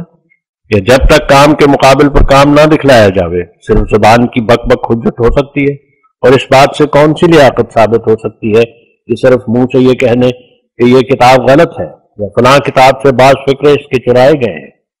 بھلا اس سے اپنا کمال کیا ثابت ہوا؟ اور اگر کمال ثابت نہیں تو کیوں کر قبول کیا جائے کہ نکتہ چینی بھی صحیح ہوگی؟ بلکہ جو شخص ایسے لائق اور کامل انسانوں پر اعتراض کرتا ہے کہ جو لوگ اپنے کمال کا کچھ نمونہ دکھا دیتے ہیں، اس سے زیادہ کوئی دیوانہ اور پاگل نہیں ہوتا۔ اگر انسان ایسا سلطان القلم ہو جائے کہ امور علمیہ اور حکمیہ کو انواع اقسام کی رنگین عبارتوں اور بلیغ فصیح استعارات میں ادا کر سکے، اور اس کو محبت الہیہ سے نظم اور نثر میں ایک ملکہ ہو جائے اور تکلف فرج باقی نہ رہے، تو پھر ایسے کمال تام کی حالت میں اگر اس کی عبارتوں میں مناسب مقاموں اور محلوں میں بعض آیات قرآنی آ جاویں یا متقدمین کے بعض امثال یا فقرات آ جاویں تو جائے اعتراض نہ ہوگا، کیونکہ اس کی طلاقت لسانی کا کمال ایک ثابت شدہ امر ہے، یہ دریا کی طرح بہتا اور ہوا کی طرح چلتا ہے۔ وہ لعنتی کیڑا ہے نہ آدمی یہ خود بے ہنر ہو کر ایسے شخص کی بلاغت اور فصاحت پر اعتراض کرے جس نے بہت سی عربی کتابیں تالیف کر کے بلیغ فصیح عبارت کا معجزہ ثابت کر دکھایا اور ظاہر کر دیا کہ اس کو بلیغ عبارت کی آمد کا معجزہ بحر زخار کی طرح دیا گیا ہے۔ اس قسم کے خبیث طبع ہمیشہ ہوتے رہے ہیں جو خدا کی کلام پر بھی اعتراض کرتے ہوئے نہیں ڈرے اور باوجود صحیح مغز ہونے کے نکتہ چینی سے باز نہ آئے۔ مثلا جن خبیث لوگوں نے اعتراض کیا کہ قرآن شریف کی صورت اقتربت الساعۃ وانشق القمر کے بعض فقرات دیوان امرؤ القیس کے ایک قصیدہ کا اقتباس ہے، یعنی وہ فقرات اس سے لیے گئے ہیں، ان کو یہ خیال آنا چاہیے تھا کہ قرآن شریف کے وہ تمام قصے پہلی کتابوں کے جو نہایت رنگین عبارت میں بیان کیے گئے ہیں، اور وہ الہیات کے معارف حقائق جو اس میں موجزانہ عبارت میں بیان کیے گئے ہیں، وہ عرب کے کس شاعر کی کلام کا اقتباس ہے؟ بس ایسے شخص اندھے ہیں نہ سجاکھے جو اس کمال کو نہیں دیکھتے، جو ایک دریا کی طرح بہتا ہے اور ایک دو فکرہ میں توارت پا کر بدظنی پیدا کرتے ہیں۔ یہ لوگ اسی مادہ کے آدمی ہیں جیسا کہ وہ شخص تھا جس کے منہ سے فتبارک اللہ احسن الخالقین نکلا تھا اور اتفاقاً وہی آیت نازل ہو گئی۔ جب وہ مرتد ہو گیا کہ میرا ہی فقرہ قرآن میں داخل کیا گیا۔ اب پیر مہر علی شاہ صاحب کی کرتوت کو دیکھنا چاہیے کہ خود تو بمقابلہ 12.5 جز کی کتاب کے ایک جز بھی نہ لکھ سکے، اور اتنی ضخیم کتاب میں سے 2-4 فقرے پیش کر دیے کہ یہ فلاں کتاب میں موجود ہیں۔ اب سوچو کہ یہ کس قدر کمینگی ہے۔ کیا کوئی اہل ادب اس کو پسند کرے گا؟ ادیب جانتے ہیں کہ ہزارہ فقرات میں سے اگر 2-4 فقرات بطور اقتباس ہوں ان سے بلاغت کی طاقت میں کچھ فرق نہیں آتا، بلکہ اس طرح کے تصرفات بھی ایک طاقت ہے۔ دیکھو سبع معلقہ کے 2 شاعروں کا ایک مصرع پر توارد ہے، اور وہ یہ ہے، ایک شاعر کہتا ہے یقولون لا تہلکوا السن والتجمل، اور دوسرا شاعر کہتا ہے یقولون لا تہلکوا السن والتجلد۔ اب بتلاؤ کہ ان دونوں میں سے چور کون قرار دیا جائے؟ نادان انسان کو اگر یہ بھی اجازت دی جاوے کہ وہ چرا کر ہی کچھ لکھے، تب بھی وہ لکھنے پر قادر نہیں ہو سکتا، کیونکہ اصلی طاقت اس کے اندر نہیں، مگر وہ شخص جو مسلسل اور بے روک آمد پر قادر ہے اس کا تو بہرحال یہ معجزہ ہے کہ امور علمیہ اور حکمیہ اور معارف حقائق کو بلا توقف رنگین اور بلیغ فصیح عبارتوں میں بیان کرنا، وہ محل پر چسپاں ہو کر 10,000 فقرات کا بھی کسی غیر کی عبارتوں کا اس کی تحریر میں آ جائے، کیا ہر یک نادان غبی پلید ایسا کر سکتا ہے؟ اور اگر کر سکتا ہے تو کیا وجہ کہ باوجود اتنی مدت مدید گزرنے کے پیر مہر علی شاہ صاحب کتاب اعجاز المسیح کی نسل بنانے پر قادر نہ ہو؟ اور نہایت کار کام یہ کیا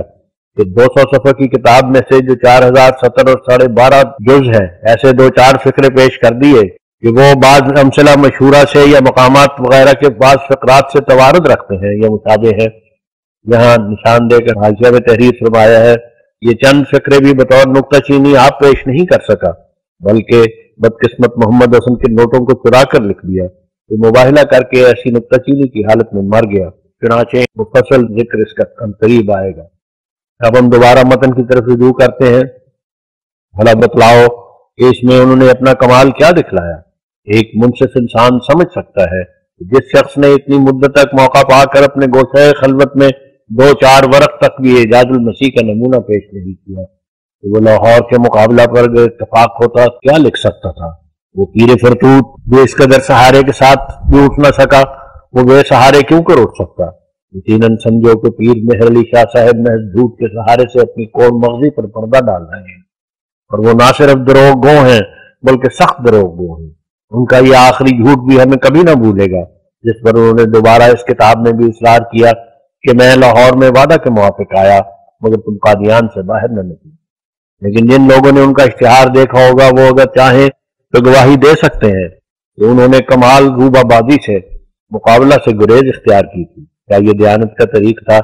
کہ پیر مہر علی صاحب نے اپنے اشتہار میں لکھا کہ میں بالمقابل تفسیر عربی فصیح میں لکھنے کے لیے لاہور پہنچ گیا ہوں، مگر میری طرف سے یہ شرط ہے کہ اول اختلافی عقائد میں زبانی گفتگو اور مولوی محمد حسین منصف ہوں۔ پھر اگر منصف مذکور یہ بات کہہ دے کہ عقائد پیر علی شاہ کے درست اور صحیح ہے اور انہوں نے اپنے عقائد کا خوب ثبوت دے دیا ہے تو فریق مخالف یعنی مجھ پر لازم ہوگا کہ بلا توقف پیر مہر علی شاہ سے بیعت کریں،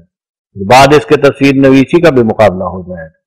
اب دیکھو یہ کس قدر مکاری ہے،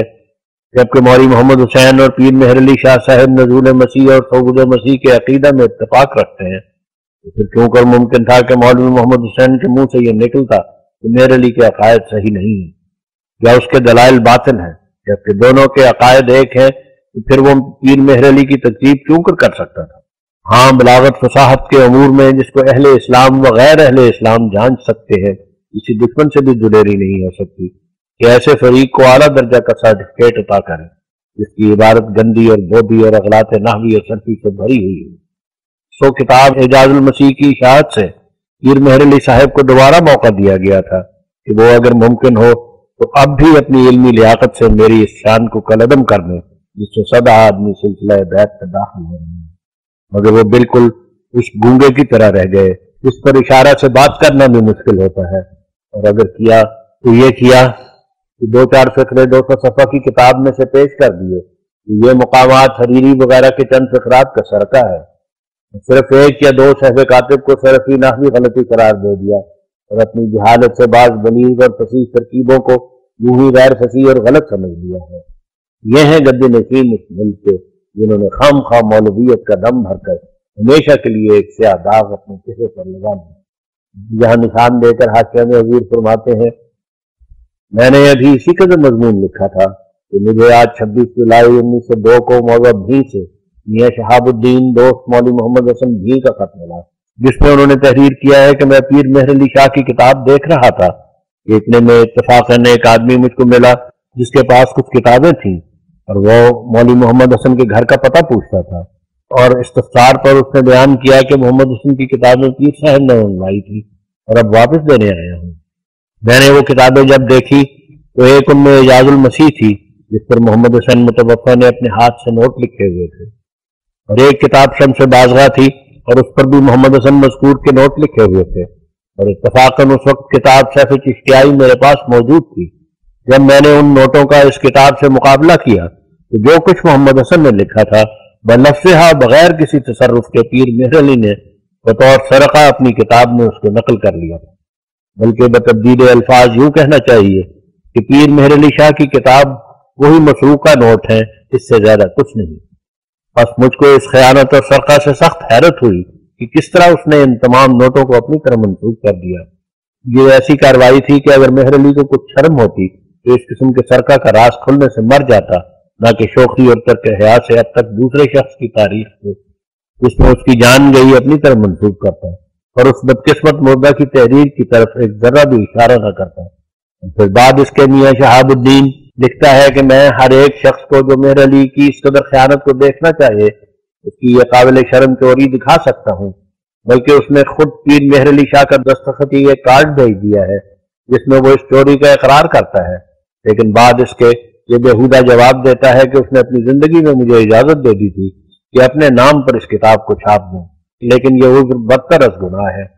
کیونکہ اگر اس کی طرف سے یہ اجازت تھی کہ اس کے مرنے کے بعد مہر علی اپنے تئیں اس کتاب کا مؤلف ظاہر کرے تو کیوں مہر علی نے اس کتاب میں اس اجازت کا ذکر نہیں کی اور کیوں دعویٰ کر دیا کہ میں نے ہی اس کتاب کو تالیف کیا ہے؟ صاف ظاہر ہے کہ یہ تو بے ایمانی کا طریق ہے کہ ایک شخص وفات یافتہ کی کل کتاب کو اپنی طرف منسوخ کر لیا اور اس کا نام تک نہیں۔ جس حالت میں محمد حسن نے خدا تعالیٰ کا مقابلہ کر کے اپنے تئیں اعجاز المسیح کے ٹائٹل پیج کی مندرجہ پیش گوئی انہو تندم و تذمر کے موافق ایسا نامراد بنایا کہ جان ہی دے دی، اور پھر اعجاز المسیح صفحہ 199 کی مباہلانہ دعا کا مصداق بن کر اپنے تئیں ہلاکت میں ڈال لیا۔ ایسے کشتہ مقابلہ کے احسان کا ذکر کرنا بہت ضروری تھا، اور دیانت کا یہ تقاضا تھا کہ پیر مہر علی شاہ صاف لفظوں میں لکھ دیتا کہ یہ کتاب میری تالیف نہیں ہے بلکہ محمد حسن کی تالیف ہے، اور میں صرف چور ہوں، نہ یہ کہ دروغگوئی کی راہ سے خطبہ کتاب میں اس تالیف کو اپنی طرف منسوب کرتا، بلکہ چاہیے تھا کہ اس بدقسمت وفات یافتہ کی بیوہ کے گزارا کے لیے اس کتاب میں سے حصہ رکھ دیتا۔ جس حالت میں محض لافزنی کے طور پر اس نے یہ مشہور کیا ہے کہ میں نے یہ کتاب مفت تقسیم کی ہے، تو کس طرح ضروری تھا کہ وہ کتاب کے ابتدا میں لکھ دیتا کہ میں اپنا حق تو اس کتاب کے متعلق چھوڑتا ہوں، لیکن کیونکہ دراصل یہ کتاب محمد حسن کی تالیف ہے جس کو میں نے بطور صدقہ اپنی طرف منسوخ کیا ہے، اس لیے میں اس کی بیوہ کے گزارا کے لیے 4 آنے فی جلد خریداروں سے مانگتا ہوں تاکہ وہ چکی پیسنے کی مصیبت سے دیکھیں۔ اور اگر وہ ایسا طریق اختیار کرتا اور فی جلد 4 آنے وصول کر کے مصیبت زدہ بیوہ کو دیتا تو اس رسوائی سے کسی قدر بچ جاتا۔ اگر ضرور تھا کہ وہ اس قابل شرم چوری کا ارتکاب کرتا تو خدا تعالیٰ کا وہ کلام پورا ہو جاتا کہ جو آج سے کئی برس پہلے میرے پر نازل ہوا، اور وہ یہ ہے انی مہین من ارادہ احانت کا، یعنی میں اس کی احانت کروں گا جو تیری احانت کا ارادہ کرے۔ اس شخص نے کتاب سیف چشتیائی میں میرے پر الزام سرقہ کا لگایا تھا، اور سرقہ یہ کہ کتاب اعجاز المسیح کے تقریباً 20,000 فقرے میں سے 2-4 فقرے ایسے ہیں جو عرب کی بعض مشہور مثالیں یا مقامات حریری وغیرہ کے چند جملے ہیں جو الہامی توارد سے لکھے گئے، اور اپنی کرتوت اس کی اب یہ ثابت ہوئی کہ محمد حسن مردہ کا سارا مسودہ اپنے نام منسوب کر لیا اور اس بدبخت کا ذکر تک نہ کیا۔ اب دیکھو یہ خدا تعالیٰ کا نشان ہے یا نہیں کہ 2-4 فقروں کا سرقہ میری طرف منسوب کرنے کے ساتھ ہی خود ایک پوری کتاب کا سارق ثابت ہو گیا۔ اگر اس کا اعتراض صحیح تھا تو کیوں خدا تعالیٰ نے اس کو رسوا کیا؟ اور جب لوگوں میں مشہور ہو گیا کہ مہر علی نے ایک مردہ کا مضمون چرا کر کفن دزدوں کی طرح قابل شرم چوری کی ہے، اور بعض اس کے دوستوں نے اس کی طرف خط لکھے کہ ایسا کرنا مناسب نہ تھا، تو یہ جواب دیا کہ میں نے محمد حسن مردہ سے اجازت لے لی تھی۔ صاف ظاہر ہے کہ اگر محمد حسن مردہ اجازت دیتا تو اپنی زندگی میں ہی دیتا، مسودہ اس کے پاس بھیجتا، نہ یہ کہ اس کے مرنے کے بعد اس کی بیوہ کے پاس سے منگوایا جاتا۔ اور پھر بہرحال یہ ذکر تو کرنا چاہیے تھا کہ میں بذات خود عربیت اور علم ادب سے بے نصیب ہوں، اور یہ مسودات محمد حسن مردہ کے مجھے ملے ہیں، مگر کہاں ذکر کیا، بلکہ بڑے فخر سے دعویٰ کیا کہ یہ کتاب میں نے آپ بنائی ہے۔ دیکھو اہل حق پر حملہ کرنے کا یہ اثر ہوتا ہے کہ مجھے چند فقرہ کا سارق قرار دینے سے ایک تمام و کمال کتاب کا خود چور ثابت ہو گیا، اور نہ صرف چور بلکہ کذاب بھی کہ ایک گندا جھوٹ اپنی کتاب میں شائع کیا اور کتاب میں لکھ مارا کہ یہ میری تالیف ہے، حالانکہ یہ اس کی تالیف نہیں۔ کیوں پیر جی، اب اجازت ہے کہ اس وقت ہم بھی کہہ لیں کہ لعنت اللہ علی الکاذبین؟ رہا محمد حسن، بس کیونکہ وہ مر چکا ہے اس لیے اس کی نسبت لمبی بحث کی ضرورت نہیں، وہ اپنی سزا کو پہنچ گیا۔ اس نے جھوٹ کی نجاست کھا کر وہی نجاست پیر صاحب کے منہ میں رکھ دی۔ میں نے کتاب اعجاز المسیح کے سر پر بطور پیش گوئی بیان کر دیا تھا کہ جو شخص اس کتاب کے جواب کا ارادہ کرے گا وہی نامراد رہے گا، سو اس سے زیادہ کیا نامرادی ہے کہ وہ اپنی لغو کتاب کو چھاپ ہی نہ سکا اور مر گیا، اور پھر اس کے مردار کو چرا کر پیر مہر علی نے اپنی کتاب میں کھایا اور وہ بھی نامراد رہا، کیونکہ مہر علی کی غرض یہ تھی کہ اس کتاب کے لکھنے سے اپنی مشیخت ظاہر کرے کہ میں بھی عربی خوان ہوں اور ادیب ہوں، مگر بجائے ناموری کے اس کا چور ہونا ثابت ہوا۔ کون اس سے تعجب نہیں کرے گا کہ چور بھی ایسا دلیر چور نکلا کہ مردہ کی ساری کتاب کو نگل گیا اور ڈکار نہ لیا، اور محمد حسن بدقسمت کا ایک دفعہ بھی ذکر نہ کیا۔ اور ایک دوسرا نشان یہ ہے کہ اسی کتاب اعجاز المسیح کے صفحہ 199 میں نے یہ دعا کی تھی کہ رب ان کنت تعلم ان اعدائی ہم الصادقون المخلصون واہلکی کما نولک القذابون وان کنت تعلم انی منک ومن حضرتک فقم لنصرتی۔ ترجمہ یعنی اے میرے خدا، اگر تو جانتا ہے کہ میرے دشمن سچے ہیں اور مخلص ہیں بس تو مجھے ہلاک کر جیسا کہ تو جھوٹوں کو ہلاک کرتا ہے، اور اگر تو جانتا ہے کہ میں تیری طرف سے ہوں تو دشمن کے مقابل پر میری مدد کرنے کے لیے تو کھڑا ہو جا۔ پر صاف ظاہر ہے کہ اس کتاب اعجاز المسیح کے شائع ہونے کے بعد محمد حسن بھی مقابلہ کے لیے میدان میں نکلا، اس لیے بموجب اس مباہلہ کی دعا کے مارا گیا۔ اب ہم اس بات کے ثابت کرنے کے لیے کہ در حقیقت پیر مہر علی صاحب نے اپنی کتاب سیف چشتیائی میں، جس کو در حقیقت تنبور چشتیائی کہنا چاہیے، اپنی طرف سے اور اپنے دماغ سے کام لے کر کچھ نہیں لکھا، بلکہ اس میں تمام و کمال چوری کا سرمایہ جمع کر دیا، اور چوری بھی اس مردہ کے مال کی جو ہر طرح قابل رحم تھا۔ مفصل ذیل ثبوت پیش کرتے ہیں۔ نقل خط میاں شہاب الدین ساکن بھی۔ پہلے ہم صفائی بیان کے لیے لکھنا چاہتے ہیں کہ میاں شہاب الدین، جن کا نام عنوان میں درج ہے، یہ محمد حسن متوفہ کے دوست ہیں، اور علاوہ اس کے یہ بدقسمت وفات یافتہ کے ہمسایہ بھی ہیں اور اس کے اسرار سے واقف، اور انہی کی کوشش سے پیر مہر علی شاہ کے سرقہ کا مقدمہ برآمد ہوا، اور بڑی صفائی سے ثابت ہو گیا کہ اس کی کتاب سیف چشتیائی مال مسروقہ ہے، اور اس میں مہر علی کی عقل اور علم کا کچھ بھی دخل نہیں، اور وجود اس کے کہ وہ اس کارروائی سے نہ صرف جرم سرقہ کا مرتکب ہوا، بلکہ اس نے اس شیخی کو حاصل کرنے کے لیے بہت قابل شرم جھوٹ بولا، اور اپنی کتاب سیف چشتیائی میں اس مردہ بدقسمت کا نام تک نہیں لیا، اور بڑے زور اور دعویٰ سے کہا کہ اس کتاب کا میں مؤلف ہوں۔ چنانچہ نقل خطوط یہ ہے، پہلے خط کی نقل۔ مرشد یزدانی و معمور رحمانی حضرت اقدس جناب مرزا جی صاحب دامہ برکاتکم وفی حفظکم، السلام علیکم ورحمۃ اللہ وبرکاتہ۔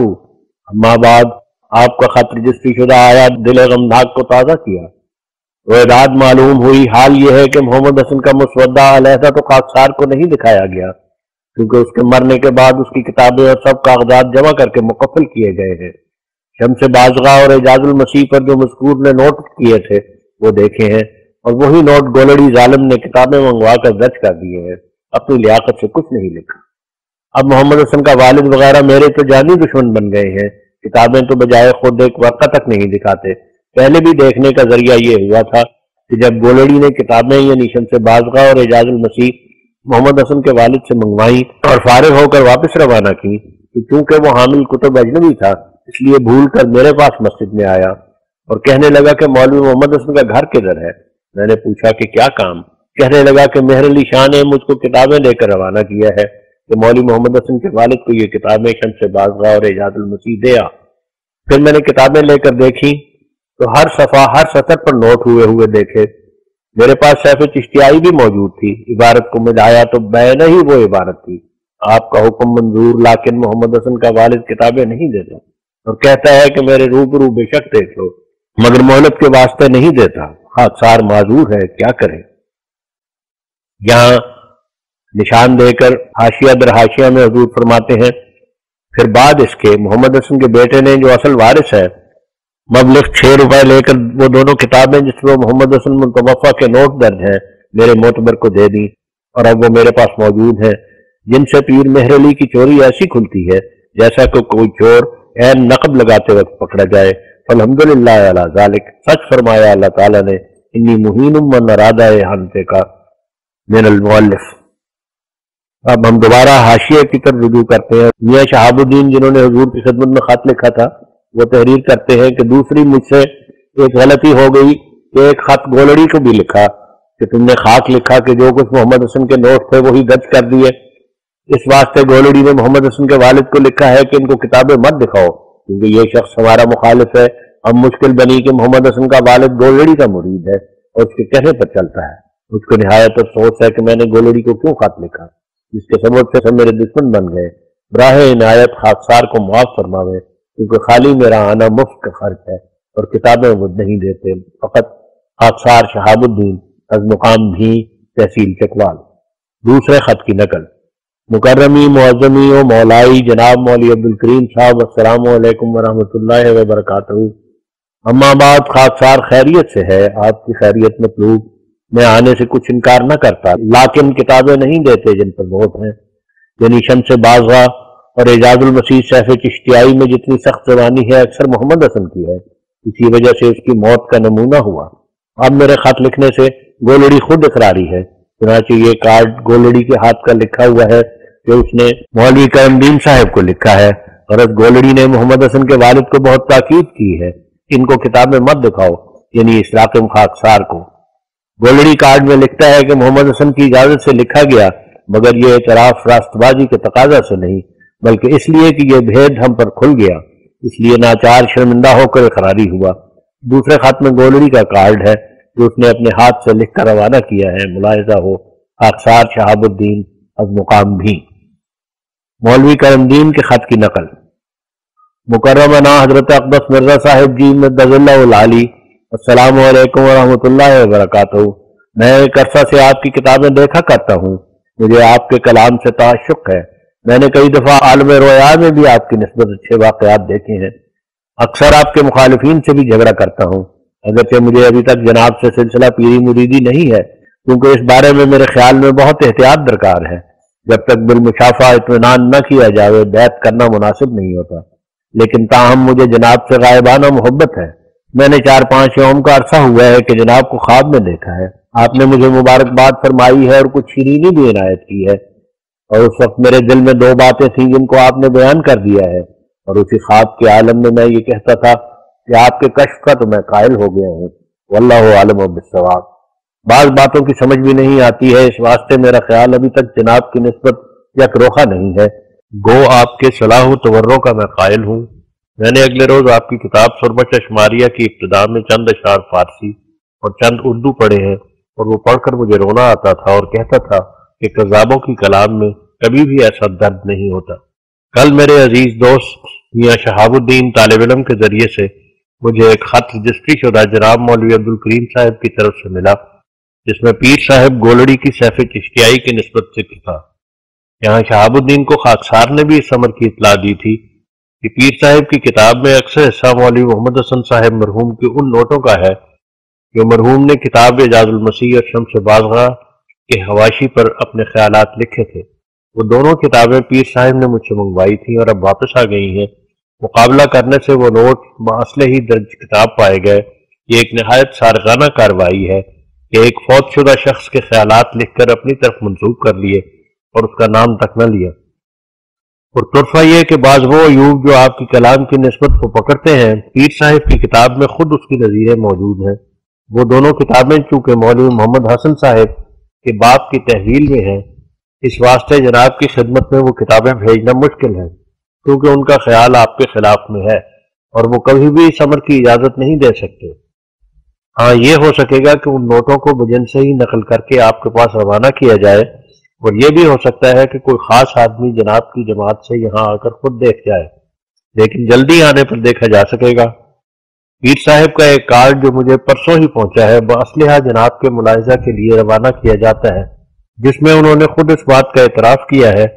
کہ مولوی محمد حسن کے نوٹ انہوں نے چرا کر سیف چشتیائی کی رونق بڑھائی ہے، لیکن ان سب باتوں کو میری طرف سے ظاہر فرمایا جانا خلاف مصلحت ہے۔ یہاں نشان دے کر پھر حاشیہ ہے، حضور نے اس میں تحریر فرمایا ہے، مولوی کرم الدین صاحب کو سہون اس طرف خیال نہیں آیا کہ شہادت کا پوشیدہ کرنا سخت گناہ ہے، اس کی نسبت عاصم قلبہو کا قرآن شریف میں وعید موجود ہے، لہذا تقوی یہی ہے کہ کسی لوم لائم کی پرواہ نہ کرے اور شہادت جو اپنے پاس ہو ادا کر دے۔ سو ہم اس بات سے معذور ہیں جو جرم اخفاء کے ممد و معاون بنے، اور مولوی کرم الدین صاحب کا یہ اخفاء خدا کے حکم سے نہیں ہے، صرف دلی کمزوری ہے، خدا ان کو قوت دے۔ اب دوبارہ ہم حاشیہ میں دیے گئے مولوی محمد کرم الدین صاحب کے خط کی طرف رجوع کرتے ہیں۔ انہوں نے لکھا ہے، ہاں اگر میاں شہاب الدین کا نام ظاہر بھی کر دیا جائے تو کچھ مذائقہ نہ ہوگا، کیونکہ میں نہیں چاہتا کہ پیر صاحب کی جماعت مجھ پر سخت ناراض ہو۔ آپ دعا فرماویں کہ آپ کی نسبت میرا اعتقاد بالکل صاف ہو جاوے اور مجھے سمجھ آ جاوے کہ واقعی آپ ملہم اور معمود من اللہ ہیں۔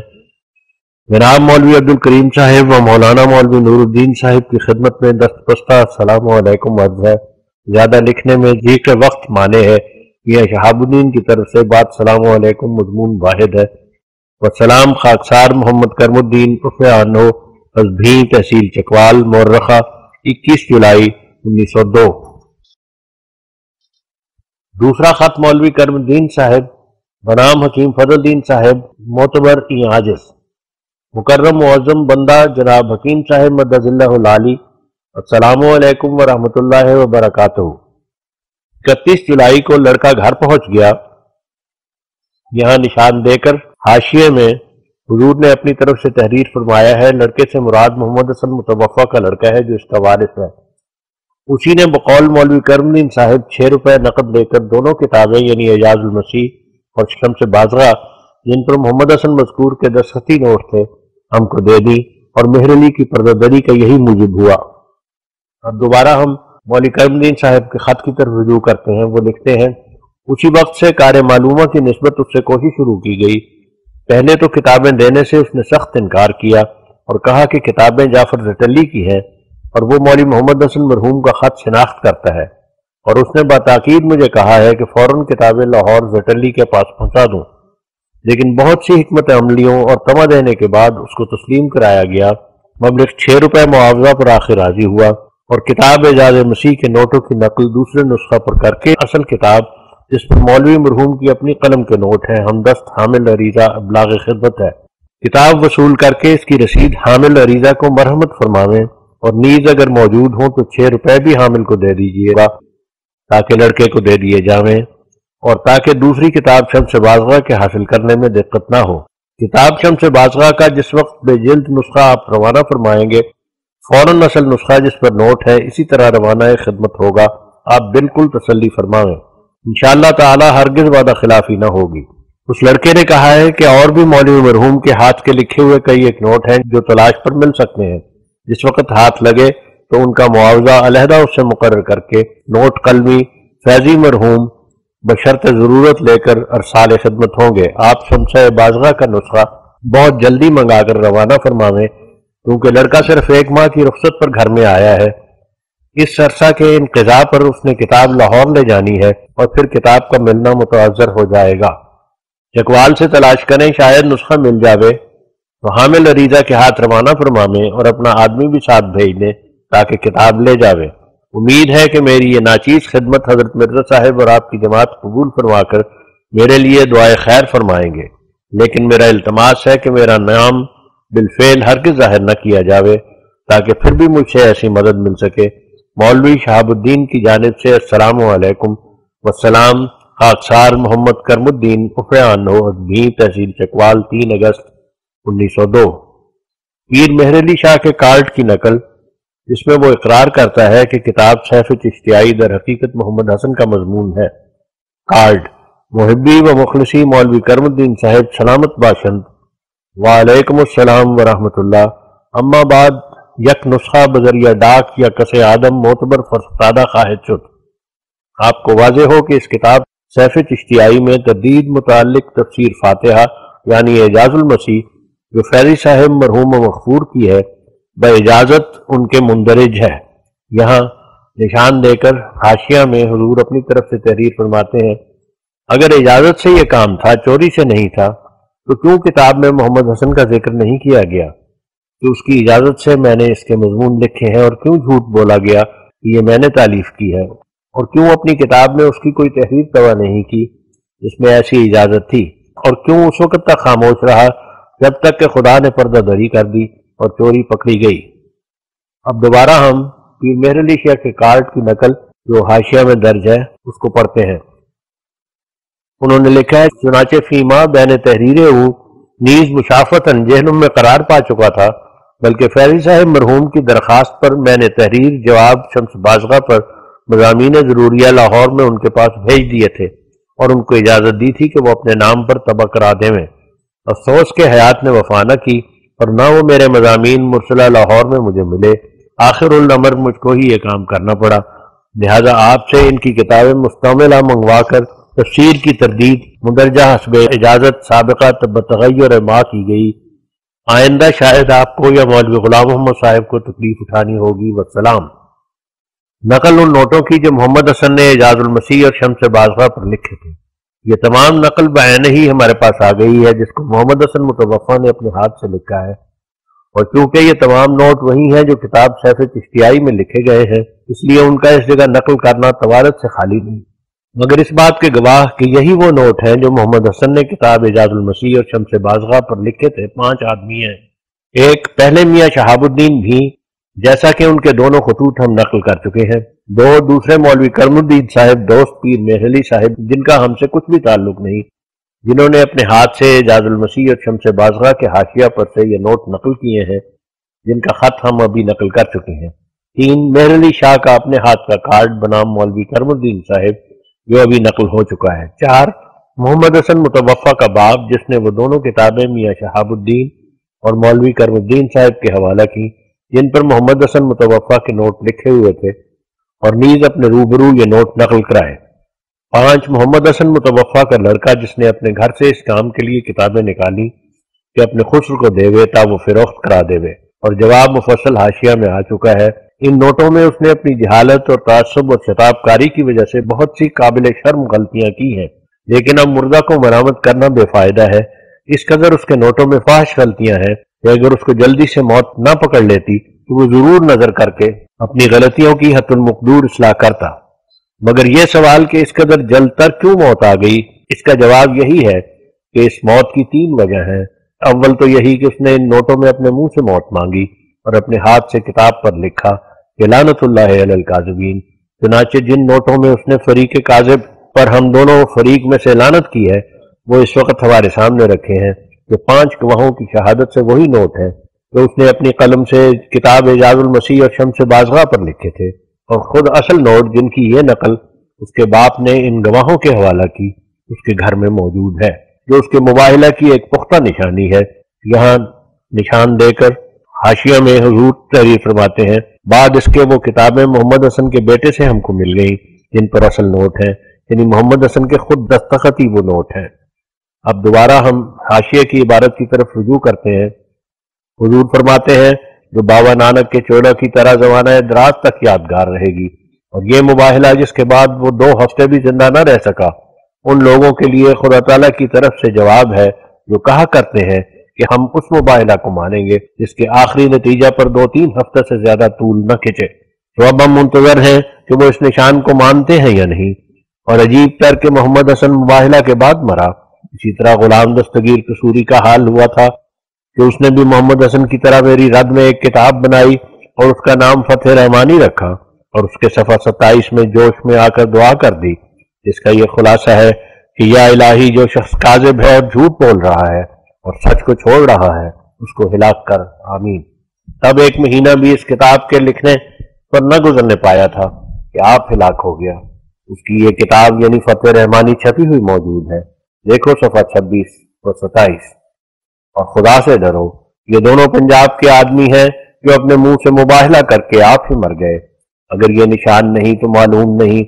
ہمارے مخالفوں کے نزدیک نشان کس چیز کا نام ہے۔ یہاں نشان دے کر آگے حاشیے میں پھر حضور فرماتے ہیں، اسی طرح محی الدین لکھوکے والے کا حال ہوا جب اس نے یہ الہام چھپوایا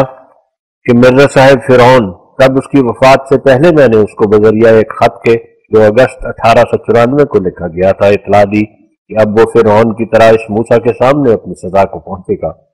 چنانچہ انہی دنوں اور اس کی زندگی میں وہ خط الحق سیالکوٹ میں چھپا، اور پھر اس کے مرنے کے بعد اس نشان کے اظہار کے لیے وہی خط ماہ اس کی تاریخ وفات کے اخبار الحکم قادیان مورخہ 24 جولائی 1901 میں چھاپا گیا، دیکھو الحکم 24 جولائی 1901 صفحہ 5 کالم 2 و 3۔ اب ہم دوبارہ حاشیے کی طرف رجوع کرتے ہیں۔ دوسری محمد حسن کی موت کا موجب وہ پیش گوئی ہے جو اعجاز المسیح کے ٹائٹل پیج پر لکھی گئی، اور وہ یہ ہے، من قام للجواب وتنمر فسوف یرا انہ تندم وتدمر، یعنی جو شخص اس کتاب کے جواب پر آمادہ ہوگا اور پلنگی دکھلائے گا وہ عنقریب دیکھے گا کہ اس کام سے نامراد رہا اور اپنے نفس کا ملامت گر ہوا۔ اور اس سے بڑھ کر کیا نامرادی ہو سکتی ہے کہ محمد حسن حسرت کو ساتھ ہی لے گیا اور مر گیا، اور اس ارادہ کو جو کہ وہ عربی کتاب کا عربی میں جواب لکھے پورا نہ کر سکا اور نہ کچھ شائع کر سکا۔ تیسری محمد حسن کی موت کا موجب وہ دعائے مباہلہ ہے جو اعجاز المسیح کے صفحہ 199 میں کی گئی تھی۔ چوتھے محمد حسن کی موت کا موجب وہ وحی الہی ہے جو مدت ہوئی جو دنیا میں شائع ہو چکی، یعنی یہ کہ انی مہین من ارادہ احانت کا، یعنی میں اس کو ذلیل کر دوں گا جو تیری ذلت چاہتا ہے۔ اور چونکہ اس نے اعجاز المسیح پر قلم اٹھا کر میری ذلت کا ارادہ کیا، اس لیے خدا نے اس کو ذلیل کر دیا اور اپنے منہ سے موت مانگ کر چند روز میں ہی مر گیا اور اپنی موت کو ہمارے لیے ایک نشان چھوڑ گیا۔ الحمدللہ علی ذالک۔ یہاں حاشیے کی عبارت ختم ہوتی ہے۔ اب ہم دوبارہ متن کی طرف رجوع کرتے ہیں۔ हुजूर तहरीर फरमाते हैं, मगर चूंकि पीर मेहर अली साहब ने मुझे मुफ्तरी ठहराया है और चोर करार दिया है और बार बार बतौर मुबाहला मेरे पर लानत भेजी है, इसलिए मैं अपनी बरीयत पब्लिक पर जाहिर करने के लिए तीसरी दफा पीर मेहर अली साहब को मौका देता हूँ। और वो ये कि हमने इरादा किया है कि हम इस रिसाला के आखिर में अगर खुदा ताला ने चाहा तो चंद अरबी अशार लिखेंगे और पीर मेहर अली साहब से और नीज एक और शख्स से जो शिया है और अली हायरी के नाम से मौसूम है कि नशार की मसी का मुतालबा करेंगे। और दरखास्त यह है कि नशार की बरियायत तादाद व पाबंदी मजमून नजीर पेश करके पीर साहब अपनी करामत दिखलावें और अली हायरी साहब इमाम हुसैन की करामत अगर ऐसा कर दिखाएं और जिस कदर तादाद में हमने ये शेर लिखे हैं और जिन मज़ामीन के मुतल्लिक ये अशार हैं, अगर इन दोनों शर्तों को बलागत फसाहत के पैराया में ये दोनों बुजुर्ग या कोई उनमें से पूरा कर दिखाएंगे तो हम कबूल कर लेंगे कि इस बारे में हमारे मौजज़ा का दावा बातिल है। मगर शर्त यह है कि उस तारीख से कि ये रिसाला शाया हो ठीक ठीक अरसा 20 यौम तक इसी मिकदार और इसी बलागत फसाहत के लिहाज से और इन्हीं मज़ामीन के मुकाबिल पर अशार बनाकर और तबाह कराकर मुल्क में शाया कर दें, वरना अखबार के जरिए से उनका इज शाया कर दिया जाएगा। और हम दोबारा इकरार करते हैं कि अगर इन अशार में तारीख मुअय्यना के अंदर वो हमारा मुकाबला कर सकेंगे और अहले इल्म की शहादत से उनके अशार हमारे अशार के हम मर्तबा होंगे और तादाद में भी बराबर होंगे, तो फिर बिलाशुबा हमारा यह दावा बातिल हो जाएगा कि एजाजी ताकत जो इंशाफ बर्दाजी और नज़म और नसर में है, ये भी खुदा का एक निशान है जो हमारे मसीह माऊद होने पर एक गवाह है। बल्कि हम खुदा ताला की कसम खाकर हल्फी वादा करते हैं कि अगर इस अरसा में इसी तादाद के लिहाज से इन्हीं मज़ामीन की पाबंदी से उनके अशार मुकर्रर करदा मुनसिफों की शहादत से जो अहले इल्म होंगे हमारे अशार से फसाहत बलागत के रूह से बेहतर साबित हो, तो दोनों मुखातबीन को एक 100 रुपया इनाम दिया जाएगा। उनका इख्तियार है कि ये इनाम किसी बैंक में पहले जमा करा दें। अब बिलखुसूस मियाँ मेहर अली साहब को इस मुकाबला से बिल्कुल नहीं डरना चाहिए, क्योंकि उनको मालूम हो गया है कि सरका के जरिए से नज़म और नसर तैयार हो सकती है, तो गोया अब उनको इस काम की कल हाथ आ गई है। तो अब यकीन है कि इस कल की वजह से उनकी तमाम बुज़दिली दूर हो जाएगी, बल्कि वो इस लायक भी हो जाएंगे कि बिलमुकाबिल हौसला करके किसी सूरत की तफसीर भी लिख सके, क्योंकि अब तो बात बहुत सहल हो गई। दूसरे लोगों की इबारतें चुरा ली और तफसीर को लिख मारा, लेकिन अव्वल हम उन अशार के मुकाबिल पर इन बुजुर्गों की इल्मी ताकत का नमूना देखना चाहते हैं। अगर इस नमूना में पीर मेहर अली साहब ने अपनी करामत दिखला दी तो फिर यकीन है कि वो तफसीर नवीसी में भी गुज़श्ता बुज़दिली को दूर करके सीधी नीयत से मेरे मुकाबिल पर आ जाएंगे। लेकिन कल के दिन जबकि हमें मौज़ा भी से पीर मेहर अली की इस करतूत पर इतला हुई जिसकी तफसील हाशिया में दर्ज है, तब से हम ऐसा समझते हैं कि गोया पीर साहब फौत हो गए और अब उनको मुखातिब करना भी उनको वो इज्जत देना है जिसके वो हरगिज़ लायक नहीं है।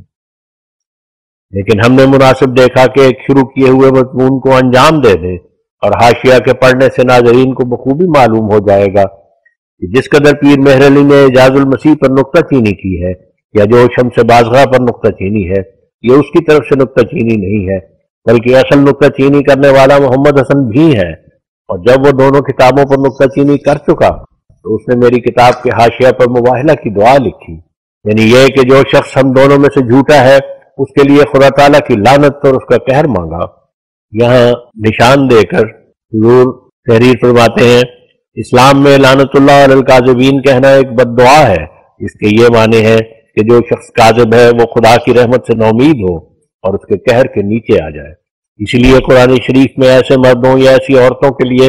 जिन पर मुजरिम होने का शुबा हो और उन पर और कोई गवाह ना हो जिसकी गवाही से सजा दी जाए, ऐसी कसम रखी है जो मुअक्कद बलानत हो ता उसका नतीजा वो हो जो गवाह के बयान का नतीजा होता है, यानी सजा और कहर इलाही। अब हम दोबारा मतन की तरफ रुजू करते हैं।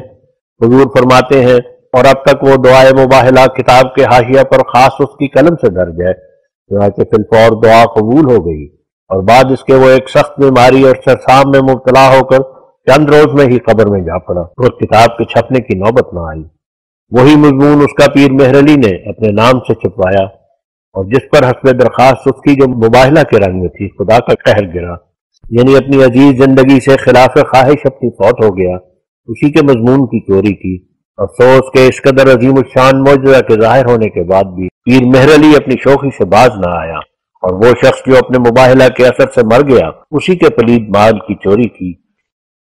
اب ہم بعض دوسرے اعتراضات اور شبہات پیر مہر علی شاہ کے جو در حقیقت محمد حسن متوفا کے ہیں ما جواب ذیل میں درج کرتے ہیں،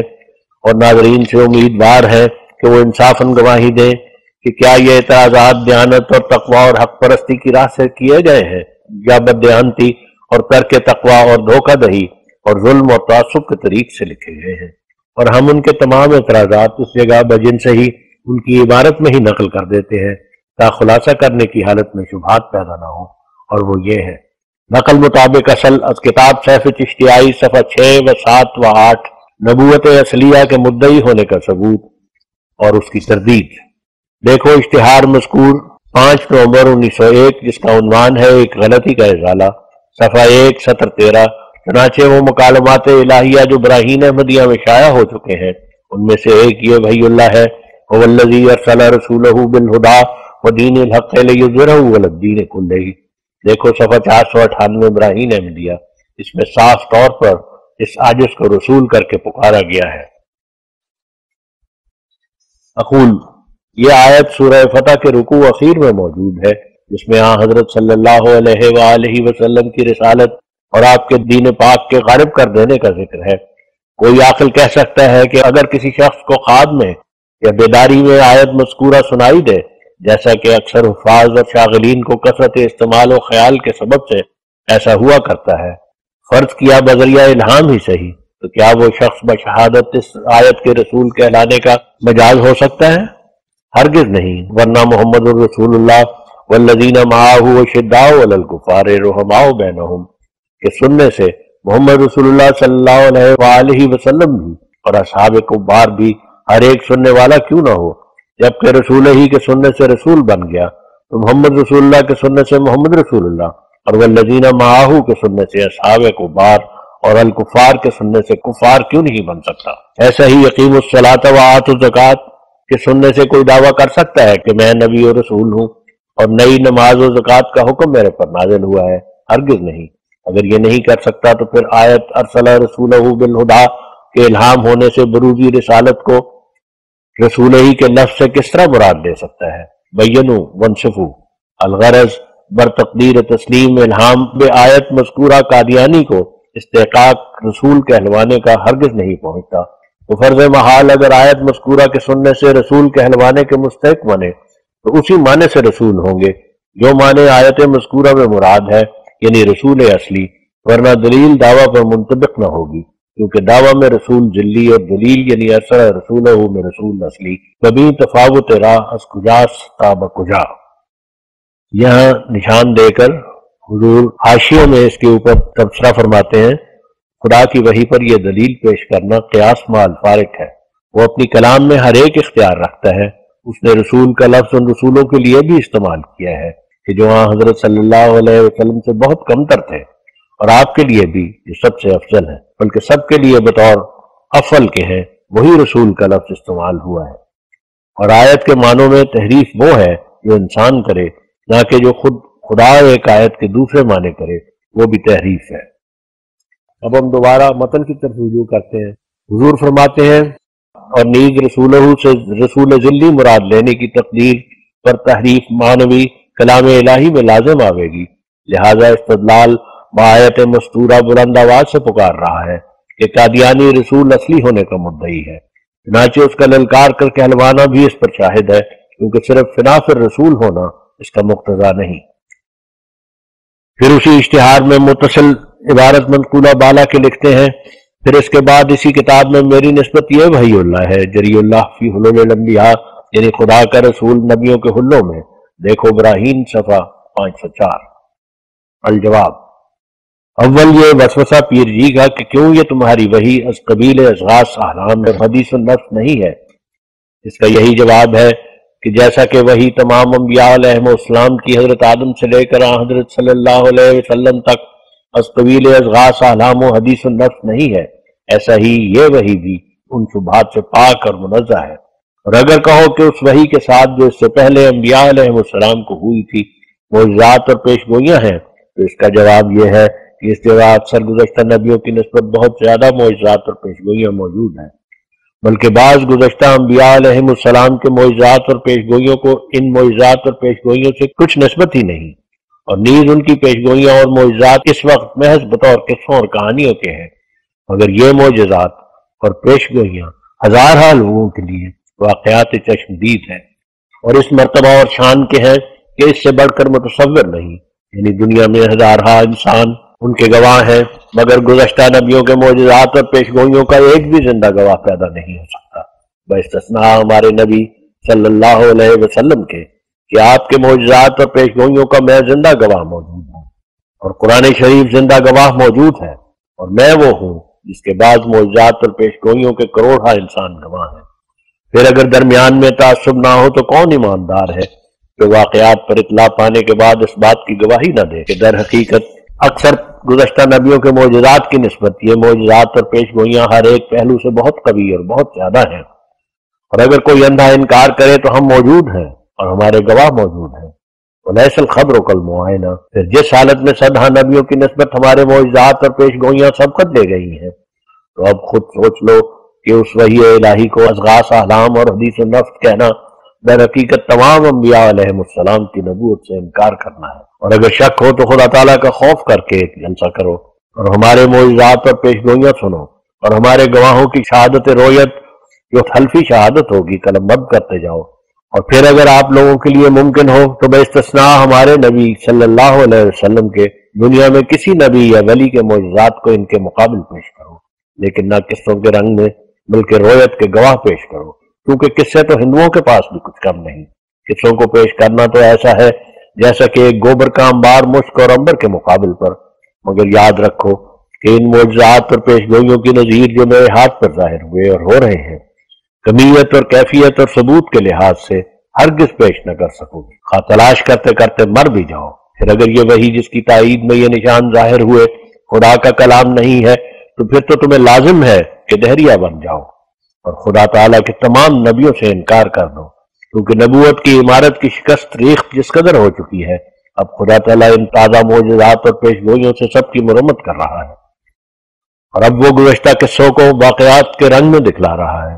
اور منقولات کو مشہودات کا پیرایا پہنا رہا ہے، تاکہ جو لوگ شکوک کے گڑھے میں گر گئے ہیں دوبارہ ان کو یقین کا لباس پہناوے۔ لہذا جو شخص مجھے قبول کرتا ہے وہ تمام انبیاء اور ان کے معجزات کو بھی نئے سرے سے قبول کرتا ہے، اور جو شخص مجھے قبول نہیں کرتا اس کا پہلا ایمان بھی کبھی قائم نہیں رہے گا، کیونکہ اس کے پاس میرے قصے ہیں نہ مشاہدات۔ خدا نمائی کا آئینہ میں ہوں، جو شخص میرے پاس آئے گا اور مجھے قبول کرے گا وہ نئے سرے اس خدا کو دیکھ لے گا جس کی نسبت دوسرے لوگوں کے ہاتھ میں صرف قصے باقی ہیں۔ میں اس خدا پر ایمان لایا ہوں جس کو میرے منکر نہیں پہچانتے، اور میں سچ سچ کہتا ہوں کہ جس پر وہ ایمان لاتے ہیں ان کے وہ خیالی بت ہے نہ خدا، اسی وجہ سے وہ بت ان کی کچھ مدد نہیں کر سکتے، ان کو کچھ قوت نہیں دے سکتے، ان میں کوئی پاک تبدیلی پیدا نہیں کر سکتے، ان کے لیے کوئی تائیدی نشان نہیں دکھلا سکتے۔ اور یاد رہے کہ یہ اندھوں کے بےہودہ شکوک اور شبہات ہیں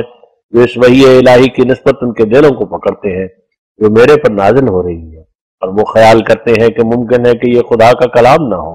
بلکہ انسان کے اپنے دل کے ہی اوہام ہو، مگر ان کو یاد رہے کہ خدا اپنی قدرتوں میں کمزور نہیں، وہ یقین دلانے کے لیے ایسے خارق عادت طریقے اختیار کر لیتا ہے کہ انسان جیسے آفتاب کو دیکھ کر پہچان لیتا ہے کہ یہ آفتاب ہے، ایسا ہی خدا کے کلام کو پہچان لیتا ہے۔ کیا ان کا یہ خیال ہے کہ آدم سے لے کر حضرت تک خدا تعالیٰ اس بات پر قادر تھا کہ اپنی پاک وحی کے ذریعے سے حق کے طالبوں کو سرچشمہ یقین تک پہنچاوے، مگر پھر بعد اس کے اس فیضان پر قادر نہ رہا، یا قادر تو تھا مگر دانستہ اس امت غیر مرحومہ کے ساتھ بخل کیا اور اس دعا کو بھول گیا جو آپ ہی سکھلائی تھی، اہدنا الصراط المستقیم صراط الذین انعمت علیہم۔ اگر مجھ سے سوال کیا جائے کہ تم نے کیوں کر پہچانا اور یقین کیا کہ وہ کلمات جو تمہاری زبان پر جاری کیے جاتے ہیں وہ خدا کا کلام ہے، حدیث النفس یا شیطانی القاء نہیں، تو میری روح اس سوال کا مدرجہ ذیل جواب دیتی ہے۔ ایک، اول جو کلام مجھ پر نازل ہوتا ہے اس کے ساتھ ایک شوکت اور لذت اور تاثیر ہے، وہ ایک فولادی میخ کی طرح میرے دل کے اندر دھس جاتا ہے اور تاریکی کو دور کرتا ہے اور اس کے ورود سے مجھے ایک نہایت لطیف لذت آتی ہے۔ کاش اگر میں قادر ہو سکتا تو میں اس کو بیان کرتا۔ اگر روحانی لذتیں ہوں خواہ جسمانی، ان کی کیفیات کا پورا نقشہ کھینچ کر دکھلانا انسانی طاقت سے بڑھ کر ہے۔ ایک شخص ایک محبوب کو دیکھتا ہے اور اس کی ملاحت حسن سے لذت اٹھاتا ہے، مگر وہ بیان نہیں کر سکتا کہ وہ لذت کیا چیز ہے۔ اسی طرح وہ خدا جو تمام ہستیوں کا علت العلل ہے، جیسا کہ اس کا دیدار اعلیٰ درجہ کی لذت کا سرچشمہ ہے، ایسا ہی اس کی گفتار بھی لذات کا سرچشمہ ہے۔ اگر ایک کلام انسان سنے، یعنی ایک آواز اس کے دل پر پہنچے اور اس کی زبان پر جاری ہو، اور اس کو شبہ باقی رہ جاوے کہ شاید یہ شیطانی آواز ہے یا حدیث النفس ہے، تو در حقیقت وہ شیطانی آواز ہوگی یا حدیث النفس ہوگی، کیونکہ خدا کا کلام جس قوت اور برکت اور روشنی اور تاثیر اور لذت اور خدائی طاقت اور چمکتے ہوئے چہرے کے ساتھ دل پر نازل ہوتا ہے، خود یقین دلا دیتا ہے کہ میں خدا کی طرف سے ہوں، اور ہرگز مردہ آوازوں سے مشابہت نہیں رکھتا، بلکہ اس کے اندر ایک جان ہوتی ہے، اور اس کے اندر ایک طاقت ہوتی ہے، اور اس کے اندر ایک کشش ہوتی ہے، اور اس کے اندر یقین بخشنے کی ایک خاصیت ہوتی ہے، اور اس کے اندر ایک لذت ہوتی ہے، اور اس کے اندر ایک روشنی ہوتی ہے، اور اس کے اندر ایک خارق عادت تجلی ہوتی ہے، اور اس کے ساتھ ذرہ ذرہ وجود پر تصرف کرنے والے ملائک ہوتے ہیں، اور علاوہ اس کے ساتھ خدائی صفات کے اور بہت سے خوارق ہوتے ہیں۔ اس لیے ممکن ہی نہیں ہوتا کہ ایسی وحی کے مورد کے دل میں شبہ پیدا ہو سکے، بلکہ وہ شبہ کو کفر سمجھتا ہے، اور اگر اس کو کوئی اور معجزہ نہ دیا جاوے تو وہ اس وحی کو جو ان صفات پر مشتمل ہے بجائے خود ایک معجزہ قرار دیتا ہے۔ ایسی وحی جس شخص پر نازل ہوتی ہے، اس شخص کو خدا کی راہ میں اور خدا کی محبت میں ایسے عاشق زار کی طرح بنا دیتی ہے جو اپنے تئیں صدق و ثبات کے کمال کی وجہ سے دیوانہ کی طرح بنا دیتا ہے۔ اس کا یقین اس کے دل کو شہنشاہ کر دیتا ہے، وہ میدان کا بہادر اور استغنا کے تخت کا مالک بن جاتا ہے۔ یہی میرا حال ہے، اس کو دنیا نہیں جانتی۔ قبل اس کے جو میں معجزات دیکھوں اور آسمانی تائیدوں کا مشاہدہ کروں، میں اس کی کلام سے ہی اس کی طرف ایسا کھینچا گیا کہ کچھ اٹکل نہیں آتی کہ مجھے کیا ہو گیا۔ تیز تلواریں میرے اس پیوند کو چھڑا نہیں سکتی، کوئی آگ مجھے ڈرا نہیں سکتی۔ وہ کشش جس نے میرے دل پر کام کیا وہ دلائل سے باہر ہے، اور بیان سے بلند تر اور براہین سے بالا تر۔ ابتدا میں کلام تھا، اس کلام نے جو کچھ کیا سو کیا۔ وہ خدا جو نہاد اور نہاں ہے، اس نے میری روح پر ابتدا میں محض کلام کے ساتھ تجلی کی اور اپنے مکالمات کا دروازہ میرے پر کھولا۔ بس وہی ایک بات تھی جو بالخصوص میرے لیے کافی کشش ہوئی اور حضرت احدیت کی طرف مجھے کھینچ کر لے گئی، اور یہ کہ کلام کی طاقت نے میرے دل پر کیا کیا اثر ڈالے اور مجھے کہاں تک پہنچا دیا، اور کیا کیا تبدیلیاں کی، اور کیا میرے دل میں سے لے لیا اور کیا دے دیا۔ ان باتوں کو میں کن لفظوں میں ادا کروں اور کس پیرایا میں دلوں پر بٹھا دوں؟ جن خارق عادت عنایات کے ساتھ وہ مجھ سے نزدیک ہوا کوئی نہیں جانتا مگر میں، اور جس محبت کے مقام پر میرا قدم ہے کوئی نہیں جانتا مگر وہ۔ میں سچ سچ کہتا ہوں کہ ابتدا اس ترقی اور تعلق کا خدا کا کلام ہے، جس کی ناگہانی کشش نے مجھے ایسا اٹھا لیا جیسا کہ ایک زبردست بگولا ایک تنکے کو ایک جگہ سے اٹھا کر دوسری جگہ پھینک دیتا ہے۔ بس میرے پاس یہ ذکر کرنا کہ کیوں وہ کلام جو تم پر نازل ہوا حدیث النفس نہیں، یہ بات ایسی ہی ہے جیسا کہ کوئی کہے کہ کیوں ممکن نہیں کہ تمہارا یہ خیال کہ تم آنکھوں سے دیکھتے ہو اور زبان سے بولتے ہو اور کانوں سے سنتے ہو، یہ غلط خیال ہے۔ بس عزیزو، تم سوچو اور سمجھ لو کہ کیا وہ شخص جس کو معلوم ہے کہ آنکھ بند کرنے سے پھر کچھ دیکھ نہیں سکتا اور کانوں کے بند کرنے سے پھر کچھ سن نہیں سکتا اور زبان کے کاٹے جانے سے پھر کچھ بول نہیں سکتا، وہ ایسے منکرانہ جرح کو کچھ حقیقت نہیں سمجھے گا یا شک میں پڑے گا کہ شاید میں آنکھ سے نہیں دیکھتا اور کان سے نہیں سنتا اور زبان سے نہیں بولتا۔ تو اسی طرح میرا حال ہے۔ خدا کا کلام جو میرے پر نازل ہوا اور ہوتا ہے وہ میری روحانی والدہ ہے جس سے میں پیدا ہوا۔ اس نے مجھے ایک وجود بخشا ہے جو پہلے نہ تھا، اور ایک روح عطا کی ہے جو پہلے نہ تھی۔ میں نے ایک بچہ کی طرح اس کی گود میں پرورش پائی، اور اس نے مجھے ہر ایک ٹھوکر سے سنبھالا اور ہر ایک گرنے کی جگہ سے بچا لیا۔ وہ کلام ایک شمع کی طرح میرے آگے آگے چلا یہاں تک کہ میں منزل مقصود تک پہنچ گیا۔ اس سے زیادہ کوئی بدذاتی نہیں ہوگی کہ میں یہ کہوں کہ وہ خدا کا کلام نہیں۔ میں اسی طرح اس کو خدا کا کلام جانتا ہوں جس طرح میں یقین رکھتا ہوں کہ میں زبان سے بولتا ہوں اور کانوں سے سنتا ہوں، اور میں کیوں کر اس سے انکار کروں؟ اس نے تو مجھے خدا دکھلایا اور چشمہ شیریں کی طرح معارف کا پانی مجھے پلاتا رہا۔ اور ایک ٹھنڈی ہوا کی طرح ہر ایک حبس کے وقت میں مجھے راحت بخش ہوا۔ وہ ان زبانوں میں بھی مجھ پر نازل ہوا جن زبانوں کو میں نہیں جانتا تھا، جیسا کہ زبانیں انگریزی اور سنسکرت اور عبرانی۔ اس نے بڑی بڑی پیش گوئیوں اور عظیم شان نشانوں سے ثابت کر دیا کہ وہ خدا کا کلام ہے، اور اس نے حقائق و معارف کا ایک خزانہ میرے پر کھول دیا جس سے میں اور میری تمام قوم بے خبر تھی۔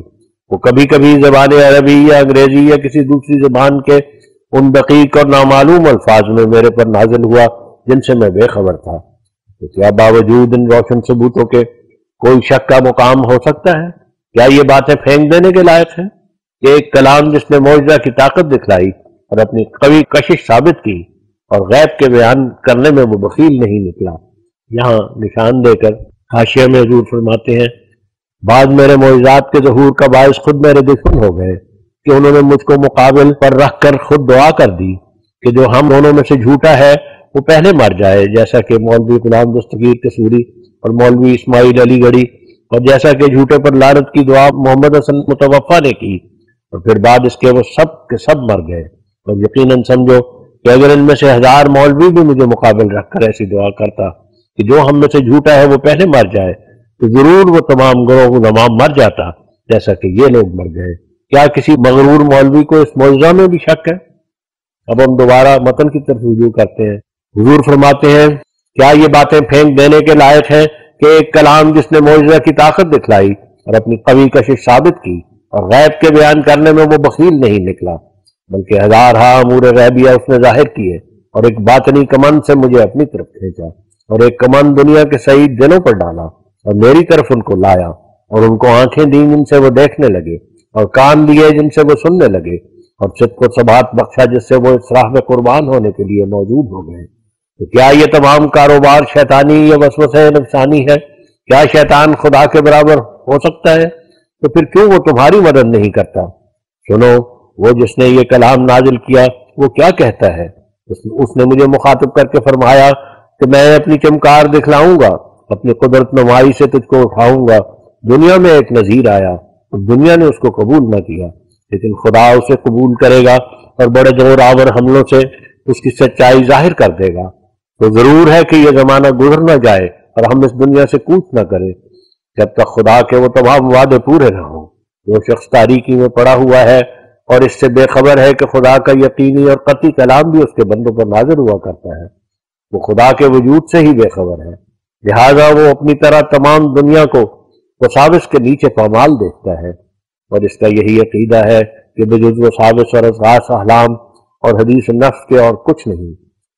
اور غایت کار وہ ظنی طور پر نہ یقینی اور قطعی طور پر الہام الہی کا خیال دل میں لاتا ہے۔ مگر ابھی ہم لکھ چکے ہیں کہ جس دل پر در حقیقت آفتاب وحی الہی تجلی فرماتا ہے اس کے ساتھ ظن اور شک کی تاریکی ہرگز نہیں رہتی۔ کیا خالص نور کے ساتھ ظلمت رہ سکتی ہے؟ کہ جس حالت میں موسیٰ کی ماں کو بھی یقینی الہام ہوا، جس پر پورا یقین رکھ کر اس نے اپنے بچے کو معرض ہلاکت میں ڈال دیا اور خدا تعالیٰ کے نزدیک بجرم اقدام قتل مجرم نہ ہوئی، تو کیا یہ امت اسرائیل کے خاندان کی عورتوں سے بھی گئی گزری ہے؟ اور پھر اسی طرح مریم کو بھی یقینی الہام ہوا جس پر بھروسہ کر کے اس نے قوم کی کچھ پرواہ نہیں کی، تو حیف ہے اس امت مخذول پر جو ان عورتوں سے بھی کمتر ہے۔ پس اس صورت میں یہ امت خیر الامم کاہے کو ہوئی بلکہ شر الامم اور اجل الامم۔ اسی طرح خضر جو نبی نہیں تھا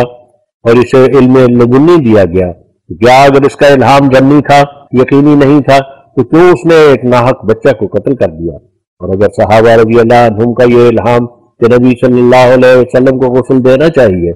یقینی اور قطعی نہ تھا، تو کیوں انہوں نے اس پر عمل کیا؟ پس اگر ایک شخص اپنی نابینائی سے میری وحی سے منکر ہے، تاہم اگر وہ مسلمان کہلاتا ہے اور پوشیدہ دہریہ نہیں، تو اس کے ایمان میں یہ بات داخل ہونی چاہیے کہ یقینی قطعی مکالمہ الہیہ ہو سکتا ہے، اور جیسا کہ خدا تعالیٰ کی وحی یقینی پہلی امتوں میں اکثر مردوں اور عورتوں کو ہوتی رہی ہے اور وہ نبی بھی نہ تھے، اس امت میں بھی اس یقینی اور قطعی وحی کا وجود ضروری ہے تاکہ یہ امت بجائے افضل الامم ہونے کے آخر الامم نہ ٹھہر جائے۔ تو خدا نے آخری زمانہ میں اکمل اور اتم طور پر یہ نمونہ دکھایا۔ ان واقعات سے تعجب نہیں کرنا چاہیے، بلکہ در حقیقت انسان کی نجات اسی پر موقوف ہے کہ یا تو وہ خود ایسا شخص ہو جو براہ راست خدا تعالیٰ سے شرف مکالمہ اور مخاطبت رکھتا ہو، مگر ایسا مکالمہ مخاطبہ نہ ہو کہ جس میں قطعی فیصلہ نہ ہو کہ وہ رحمانی ہے یا شیطانی ہے، اور یا وہ شخص نجات پا سکتا ہے جو ایسے شخص کا ہم صحبت اور اس کے دامن سے وابستہ ہے۔